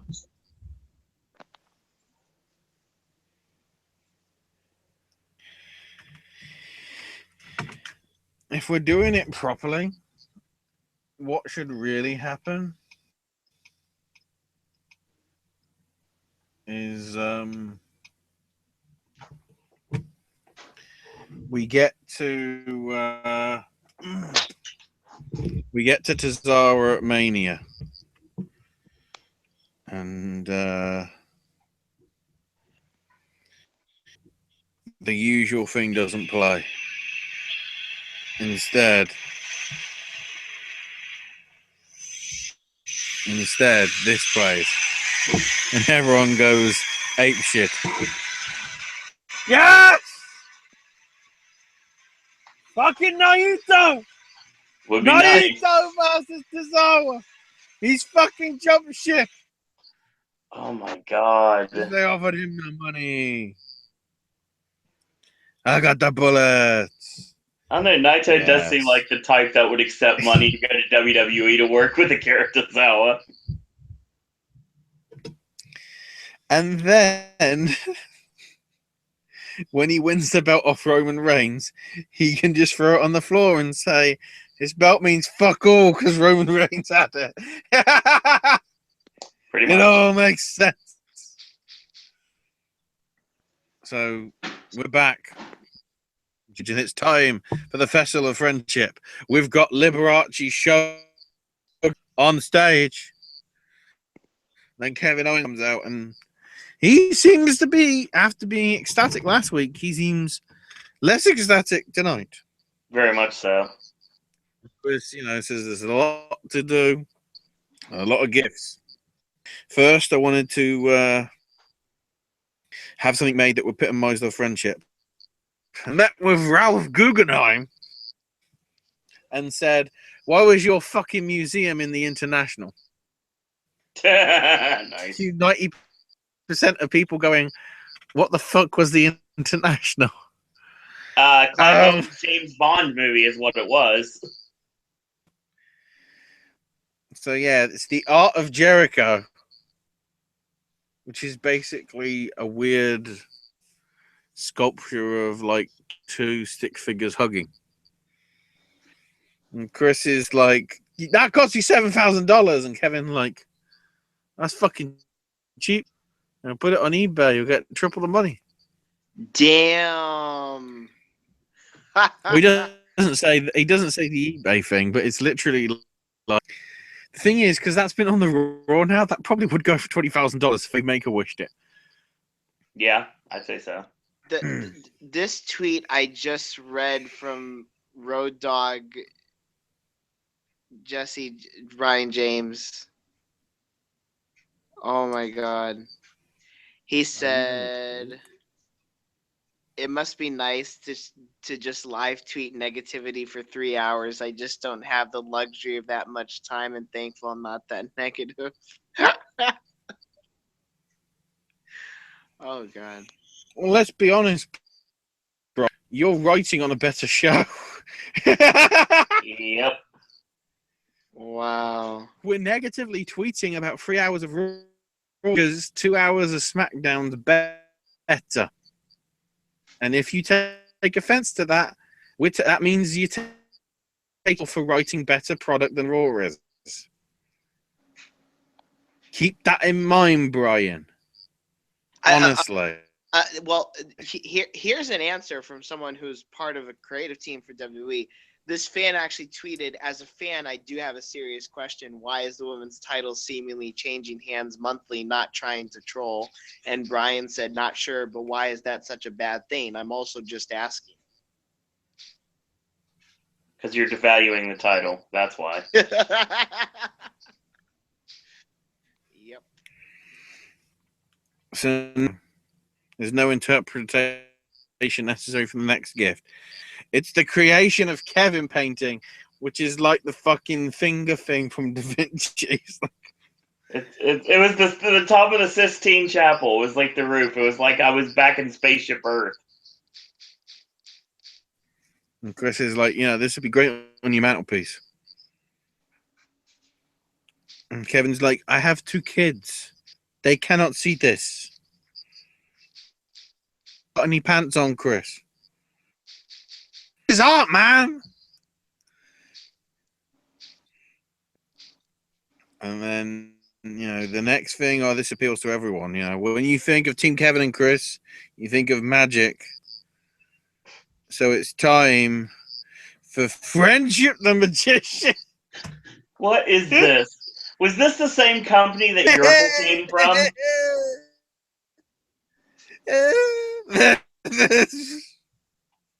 I swear to you, it was This Is Your Life. And I'll tell you right now, I guarantee you they did not have an agent on this. This was just Kevin and Chris. That was it. Oh, the yeah. Thing is, Kevin was like, look, I gave Owen for his birthday, and he can do the same tricks Friendship's doing. He didn't mention Owen by name. But no, that's who he was referring to. Yeah, of course. Gift is the big one. I'm going to make sure that Goldberg doesn't make it to fast lane. I'm calling Goldberg down to the ring because Goldberg is going to get. They go to commercial. They come back 3.5 minutes later and bloody it. They actually played it as if he paused for that fucking long. That's great.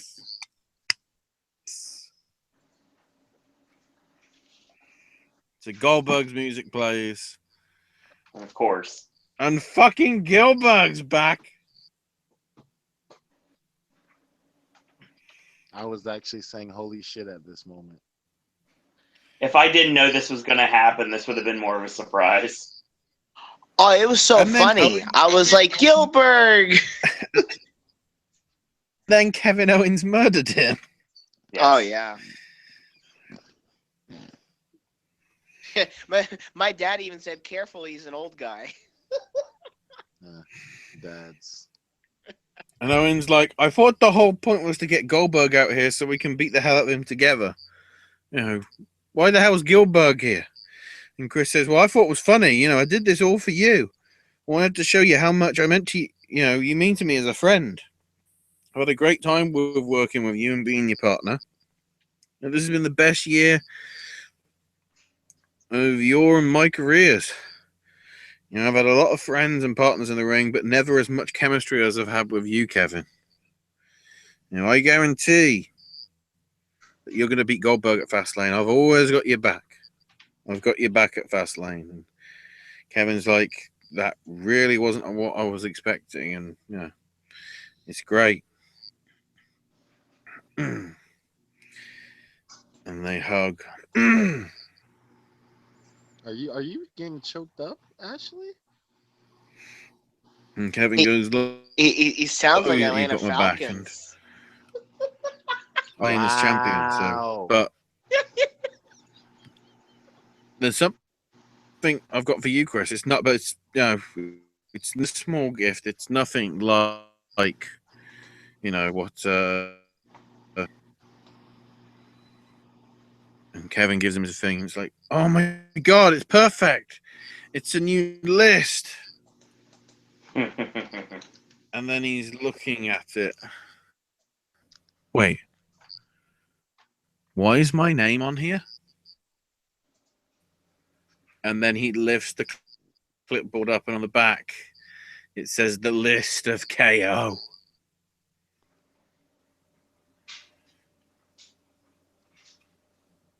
This was great. And Jericho. So he smashes his head through the Jeritron 6000.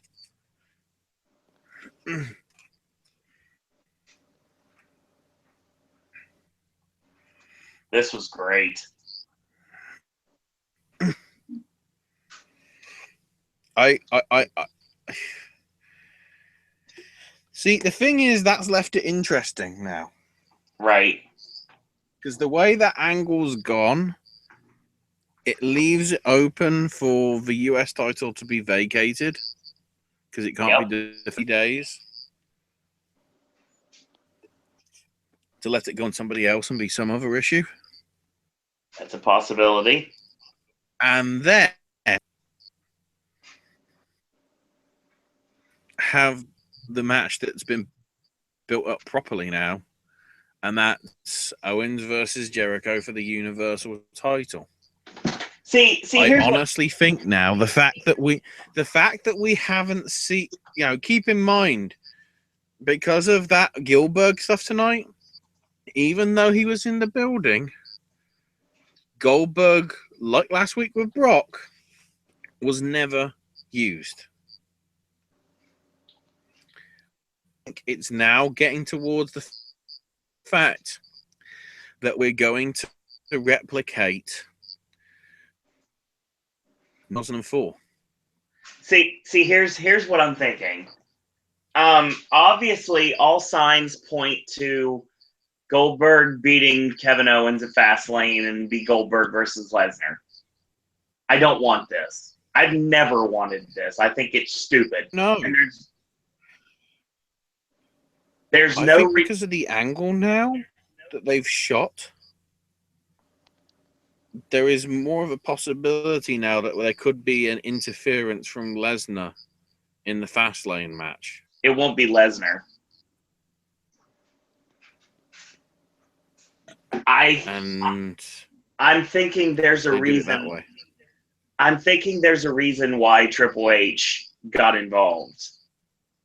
And something to the extent of basically telling Kevin that Jericho is bad news. You need to drop the dead weight. And if you do so, I'll make sure you win at Fastlane. Oh, God, I've realized what's going to happen. Jericho's basically going to be out until he comes back. Mm-hmm.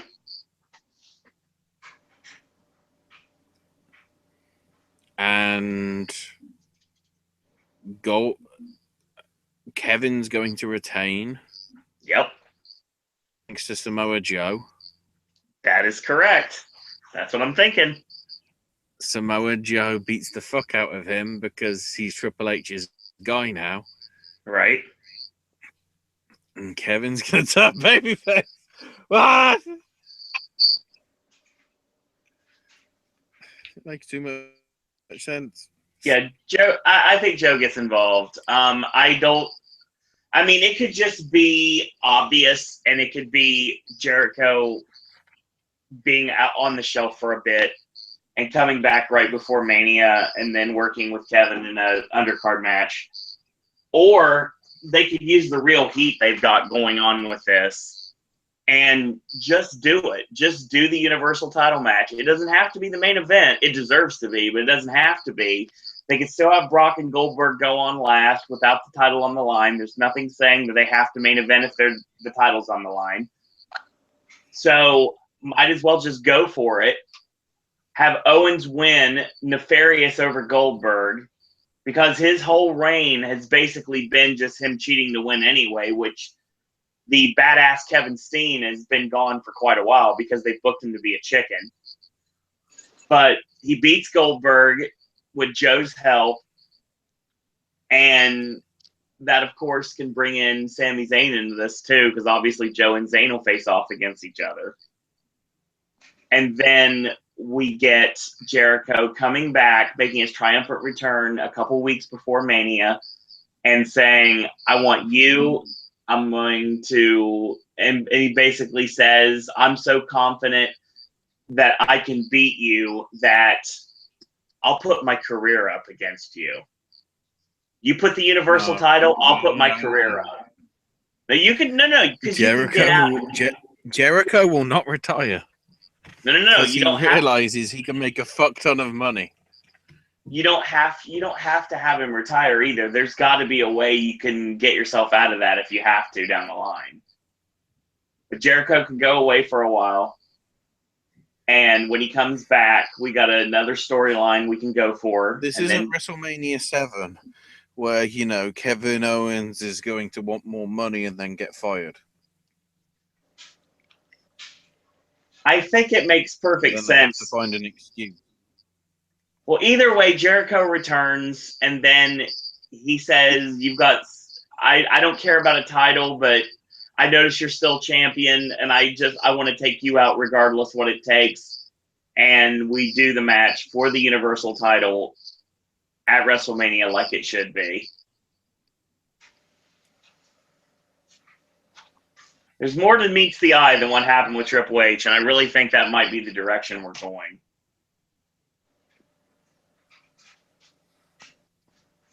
Lesnar could get involved too. That's a possibility. But I mean, I think that there's going to be a lot of things leading to everybody thinks that Goldberg is just going to walk in like a cakewalk. And mark my words, the week of Fastlane, you're going to see the bookings, the betting odds are going to change to Owens to win.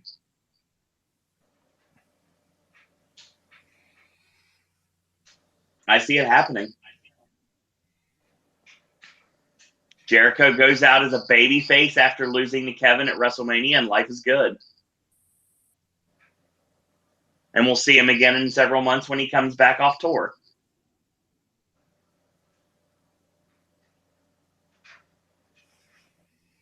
But I'd be lying if I didn't say I'd be smart to put him on SmackDown to have him work with a bunch of brand new talent.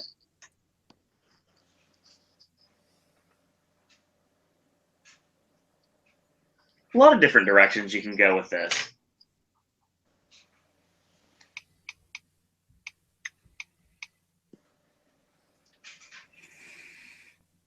So this leads to, oh God, this horrible segment with Enzo and Cass.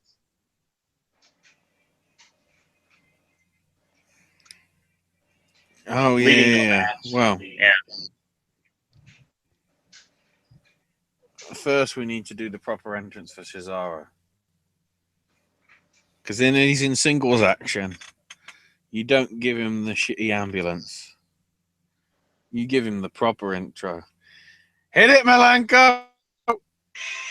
Yes! Pretty much. Cesaro! Motherfucking stud, Cesaro! Bitches love his dick. No, that's Seth Rollins. That's Seth freaking Rollins, man. He said his dick. Welcome, Acer. No. Everybody loves Cesaro's dick outside of room 605. He said dick again. Was it 603? Can't remember. He said dick. I think 605 was the superstation. Yeah, you are correct on that, but still.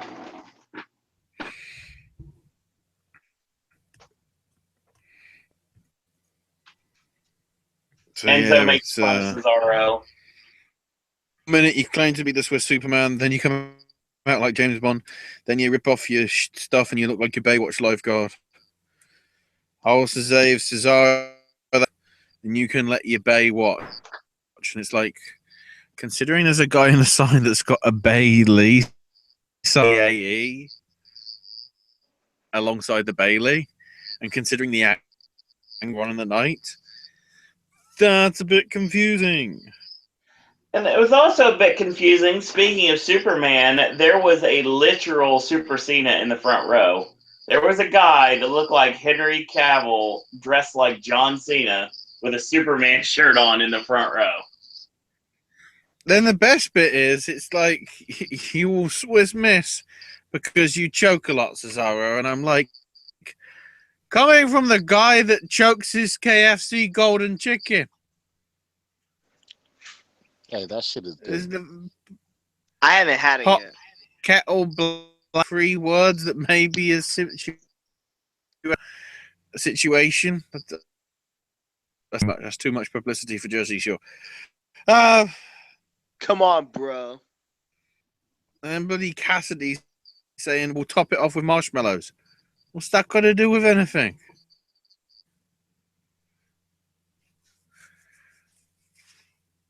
Let's get this crap over with real quick. Cesaro and Enzo. It's basically a squash, which is good. Enzo does hit the Scotty Too Hotty Flying DDT at one point, which was decent. And he ends up getting basically destroyed by Swiss Death, and that was the end of it. All right, so you're not going to talk about the worst botch like since Batista?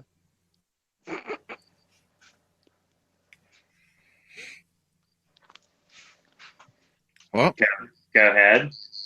No one noticed the botch, really? I didn't pay attention to the match at all. Cesaro went to go throw Enzo to the ropes, and he was supposed to go over the rope, but he didn't, and then he just does a front flip outside of the ring. Yeah, it looked absolutely horrible. He looked like a total geek. He hit the ropes with his chest, and then he goes over the top. That should be a show on the network, Total Geek.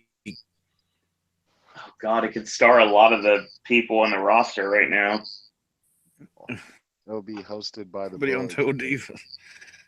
It'll be hosted by the Bullet Club, though. It's going to be called Total Nerds.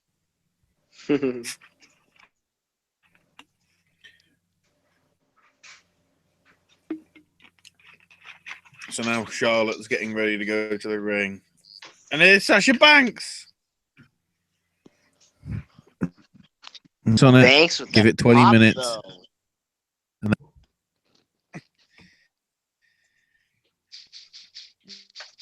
It's great to see that Sasha's going to be watching from the back, because if I was in charge, I'd have banned you from the building, Sasha.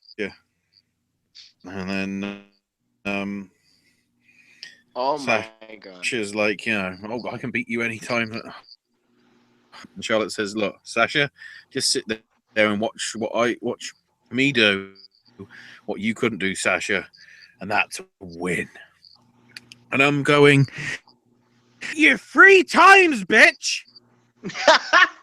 3 times, not even just like once. You could forget about it. 3 fucking times over the course of like 4 months. Are you that fucking? Fucking hell.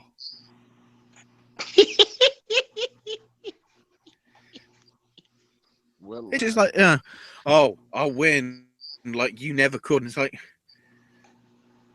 she beat you 3 times for the belt. And then, of course, you made it cool because you won the belt back at the pay-per-view. So everybody that doesn't watch the pay-per-view because they don't have the money for keeps watching Raw and going, why am I watching this when every time I watch the next week, the person that was champion has suddenly got the belt back and I'm not explained how. Because all they show is stills of like people going, and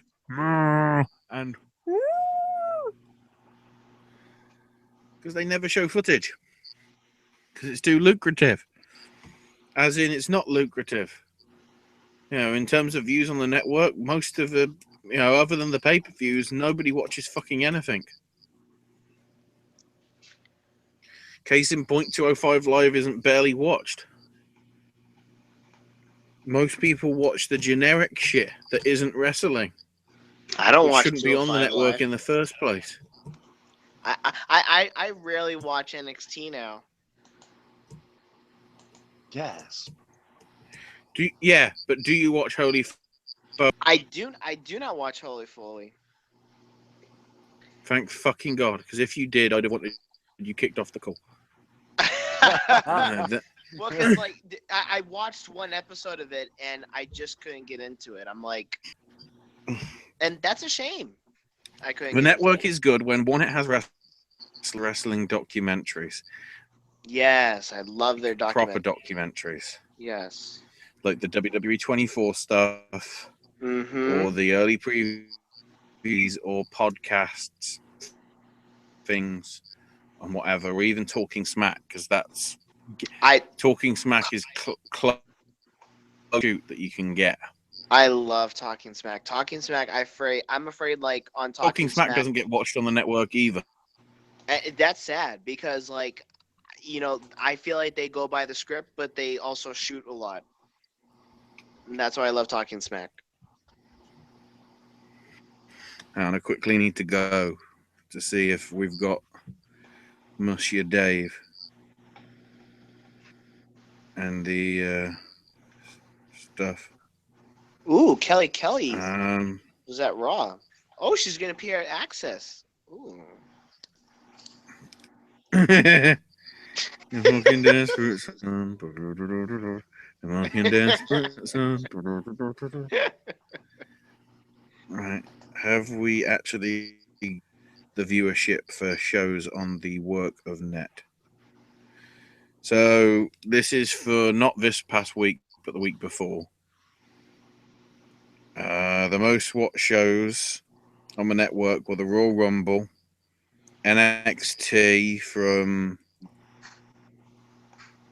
Wednesday the 1st, WrestleMania 32, Elimination, Holy Foley episode 7, because I guess it was Raw, NXT TakeOver San Antonio, Holy Foley 10, Holy Foley 8, Holy Foley 9, and Holy Foley 6.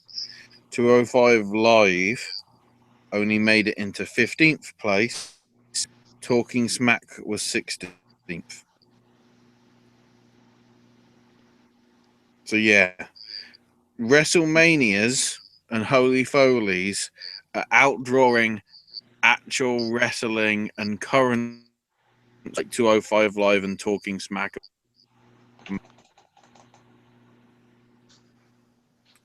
That really tells you how many of these people that have the network are fucking morons.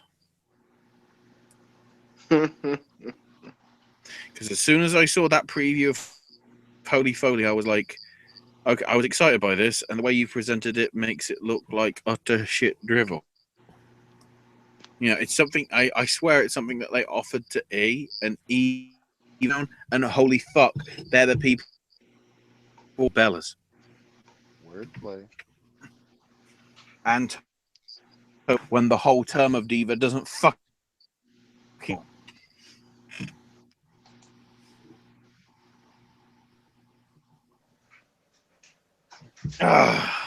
Main event time. Anyway, talking of divas, because that's what the belt's getting like with about the start. Woman, it's woman. Because on SmackDown, it's annoying because the match was good, apart from like the weird fucking shit at the end. Yeah, the match was good. You know, the interference which taints the title change on its own. Well, hold on. How does it taint the title change when Dana Brooke came out and that's Charlotte's protege, and then when Sasha comes out, that's her best? Where the fuck's Dana Brooke been for the past 6 weeks? Well, right. Nobody knows. Training for the Arnold Classic. So why the? But then at the same time, you know, Bailey got rid of her. You know, because after she hit her with the bloody punch, you never Sasha again. You never saw Dana again because Sasha took her out with a crutch. But then, of course, bloody Sasha hit Charlotte with the crutch, which the referee didn't see. And the titty. So Bailey's title win is tainted because she didn't win it clean, which is why they can get away with her losing the title in 2 weeks. Right in the boob. Or sort of in 2 weeks. So, good stuff in this match. One really dangerous spot here. So Charlotte goes for a moonsault press off the barricade. Yeah, I knew that didn't look great, and she got saved right there, big time. Bailey saved her. It almost reminded me when Zema Ion did that off the top rope onto Jesse Sorensen, and I was right there at ringside when it happened, and Jesse Sorensen almost died. Well, it reminded me of that. To Charlotte's discredit in this case, she kneed Bailey right in the forehead. I kind of thought it was on her neck, the way that they showed the replay in slow motion. Like when her knee came down, I saw like a knee go like on her neck. It looked bad. Yeah, it looked bad regardless. Oh my God. I'm going to have to be Kathy Kelly and interrupt this for the social media lounge. Because Kevin tweeted that the 27 and 28 WWE Pop vinyl figures just so Bray.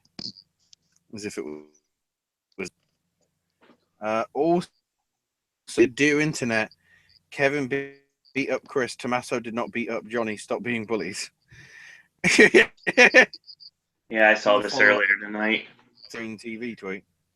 And then, you know how you were saying, you know, you knocked yourself out headbutting a door? Right.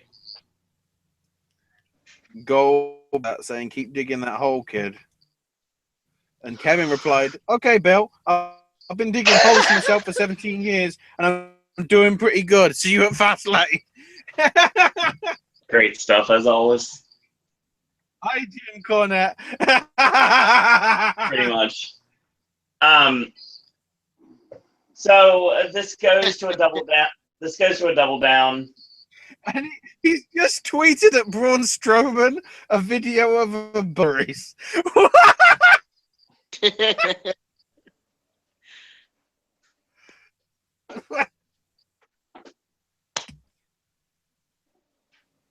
Sorry, I lost it. Take it away. I'm trying. Bailey hits this technical issues is driving me insane. Bailey with the Sheamus offense, with her axe handles and her shoulder in the corner, and then she does her wave, and then she does the suplex toss. Bailey up top hits a spinning back elbow for a near fall. So some good stuff here. For what it was, she ends up hitting the draping ace crusher off the ropes, which is no sold by Charlotte. Ducks the clothesline. Bailey basically hits a Saito suplex here. She goes up top, hits the Macho Man elbow drop for a near fall.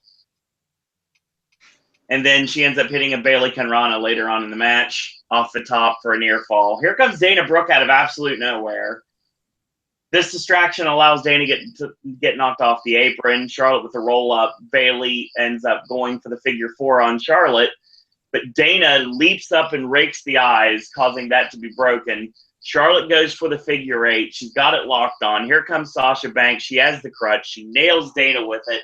And then she ends up hitting Charlotte with it, with the referee basically checking on the submission. Bayley hits the Bayley to belly and gets the win.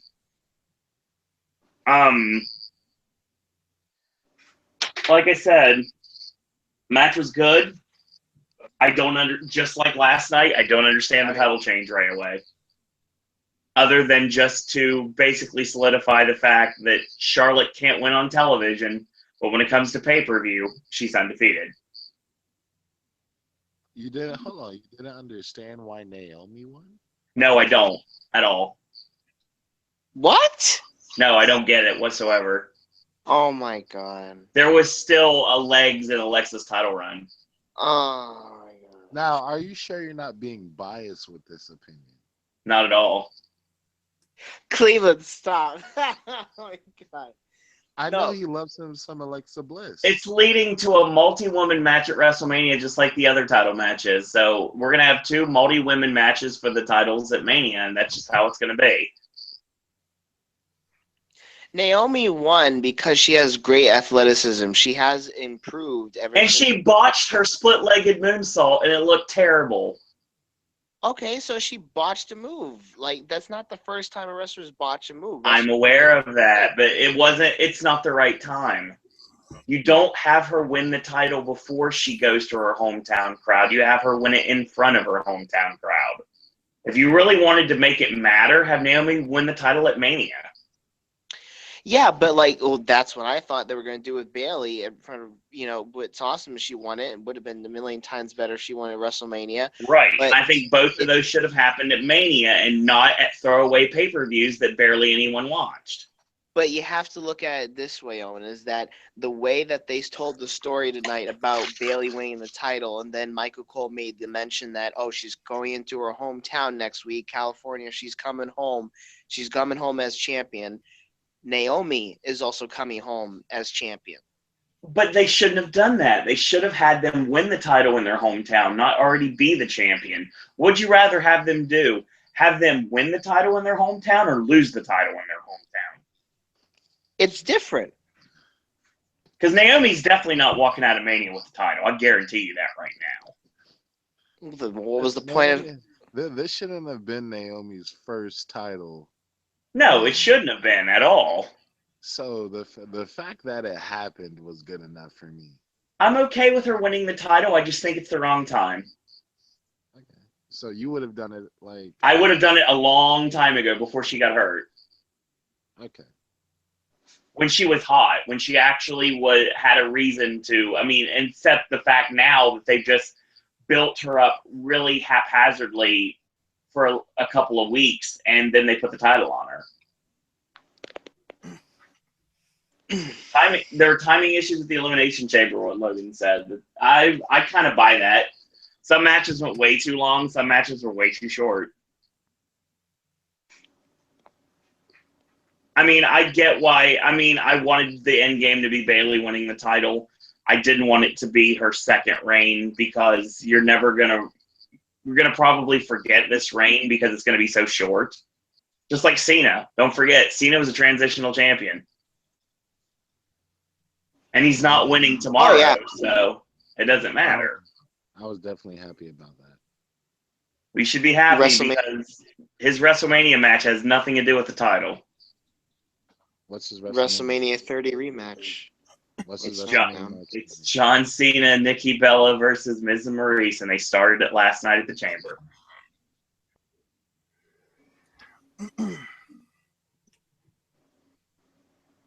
If anything, I feel sorry for AJ here, really. But, the match will be fun. It'll be a fun spot fest, but I don't see the direction why they're going. Yeah, that makes sense. That's the reason why they rushed the finish. I could tell, Logan, definitely. The women's title match was rushed because they cut it short at the last minute. So they basically had to make sure they got everything in and got the finish in that they wanted. So they rushed. And like I've mentioned numerous times, when you rush in a match, that's how you make mistakes. Because it's human nature to make mistakes if you're being forced to go faster than you need to go.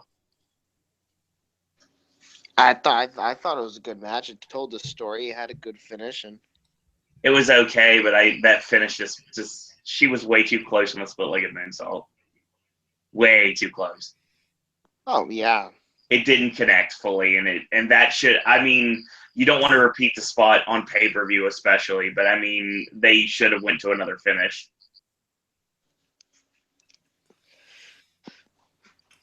Travis was in Louisville, wasn't he?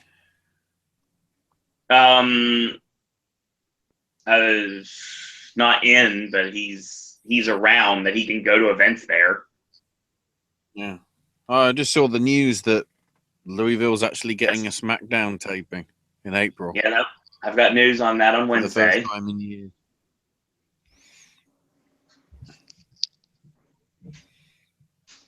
I mean, like I said, I didn't keeping a track of other stuff. I didn't have a problem with it, but I mean, I just feel like it was the wrong time. That's all.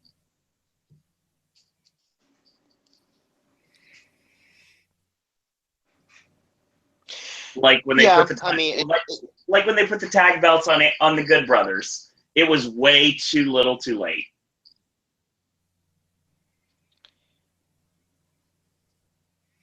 Oh fuck! And Bayley doesn't get the reaction she used to. She did what she did for the finish, but I mean, she didn't get the reaction coming out that she used to get.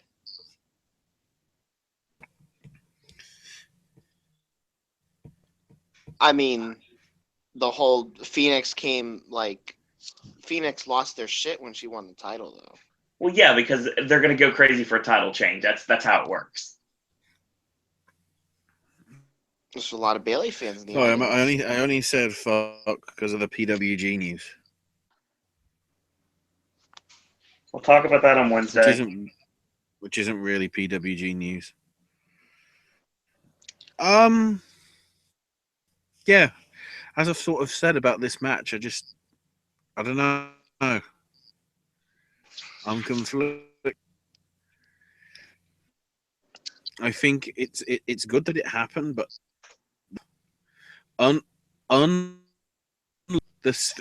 unlike the situation with Naomi, where it's like it's been a long time coming, she's deserved it for a while. Right. I just think it's too little, too late. That's the problem. They've been on the roster for like 6 months about. And she's already champion just because of her NXT credentials. They should.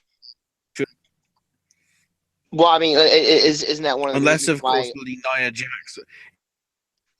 If here now, the crowd will just. I really hope everybody fucking leaves the building. So then they're that desperate, so they shout to Owen, "Please come to the front row." That would be great. It wouldn't happen, but it'd be great. I think you might if Nia comes out because all the others already have the belt.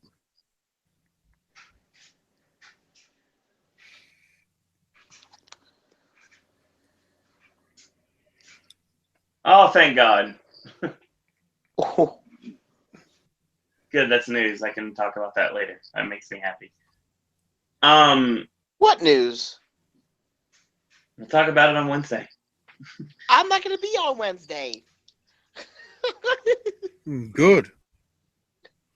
No one's going to be if we can't figure out this whole technological situation with Ashley. Trust me, it'll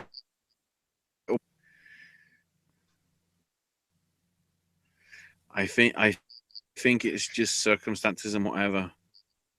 Atmospherics. It's too cold. My apologies to everyone tonight for the quality of the show. It wasn't as good as our show last night was. I'll admit that. we had a lot of technical issues with Ashley. It was a lot of I don't know if you can even hear me at this point. I think I'm fine, but I mean, it just. I can hear you, so that right. It's like the cutting in and out. I'm sorry about that, and we'll try to get that fixed for next time.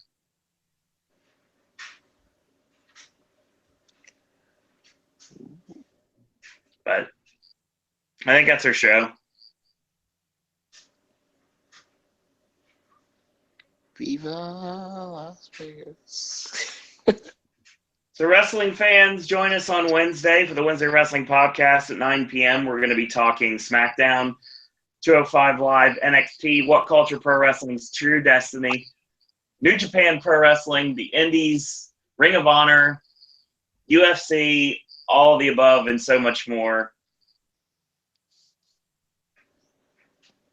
And if you are joining us tonight because of Acer and his tweet he just put out, thank you again. We're going to have the archive available in just a little bit for you guys to listen to it. And go back and check out the Elimination Chamber podcast we did last night. Had a good time on that show. Once again, it was nice having Aaron and Cleveland on tonight. Even though we had a lot of technical issues, it was nice hearing their commentary on the show. Cleveland, where can we find you on social media? Hey, you can find me on Instagram at ControCleve. That's ControcLeve. You could also follow me on Snapchat. That's ControcLev. Screw the E. You can subscribe to me on YouTube. That's Cleveland Henry. ClevelandHenry. All right. Aaron? Like my Facebook fan page at Mr. Entertainment 92. The same goes for Instagram. Follow me on there. Follow me on Twitter at Mr. ENT92. Subscribe to my YouTube channel, Mr. Entertainment's a picture of me wearing a white shirt and black tie. I will be going to see the Great Wall advanced screening this Wednesday night with Danny the Film Guy Howard, so expect a movie review video from that. And thank you for having me on. It's always good to be back here on Popcast Network for the WWE Popcast, and stay entertained. All right. Ashley, where can we find you on social media? Find me on Twitter at AshesMine and all that jazz.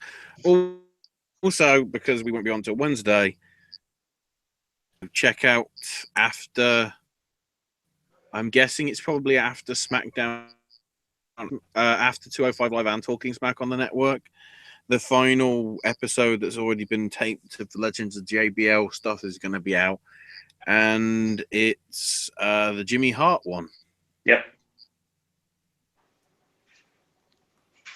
Player. So, once again, you can follow the network on Twitter at Popcast Network. Follow me on Twitter at Sir Owen Disney. Check out our Facebook fan page at Popcast Network, Zazzle merch at Popcast Network, and our Patreon at Popcast Network. Like I said, this week we got a lot of things coming up. Sip and Snack returns on Thursday. Friday, AJ's movie reviews is A Cure for Wellness, Fist Fight, and The Great Wall. Saturday will be the final Academy Awards predictions with AJ, Ashley, and myself. And then, of course, the next week we'll do our Spirit Award predictions, which is going to be the day of the show because that's just how it works. Sunday Versus is coming your way. And very soon, little birdie told me that there's going to be a Halloween Horror Nights news of sorts, which is coming in the next couple weeks. So get ready for that. Halloween Horror Nights podcast from the Elite are going to be returning in March. So that being said, once again, I wanted to thank Logan in chat, thank Jeremy Mills in chat. Tyler Powell, Ginger Boy Wonder was here for a bit. Shout out to all of them. Shout out to Aiden Quinn, I'm sure was here at some point. Pedro, big shout out to him. Shout out to Timbo. And a big shout out to Acer. Follow him on Twitter at Acer1337. Yes, in a row for all the podcasts you should listen to, wrestling and or otherwise, as well as his YouTube channel, which is Acer5000. He needs all the subs he can get and also all the followers he can get, so check him out. You can follow the other members of the panel, the ones that were not on the show tonight, and also the people that are very loyal to chat. Follow Logan on chat at Logan Burton 10 on Twitter. Pedro is at Evil Takes Root, and Miller at Miller McGinn, MCGHIN. You can also follow my roommate, Great Travelin' Scott, at GR8 Trav TRAVLN Scott. And Lucky Duck was at Magic Kingdom tonight, taking advantage of Wishes going away very soon, and I will be joining him in about 2 weeks. So yeah, right after the Oscars, Orlando ahoy. So that being said, in a world where there are a billion wrestling podcasts, we're very pleased that once more tonight you chose Popcast. Well, thank everyone for watching. Thanks everyone for listening. And until tomorrow, boys and girls, that's all we got to say about that. Emelina made me. But my name's on the list.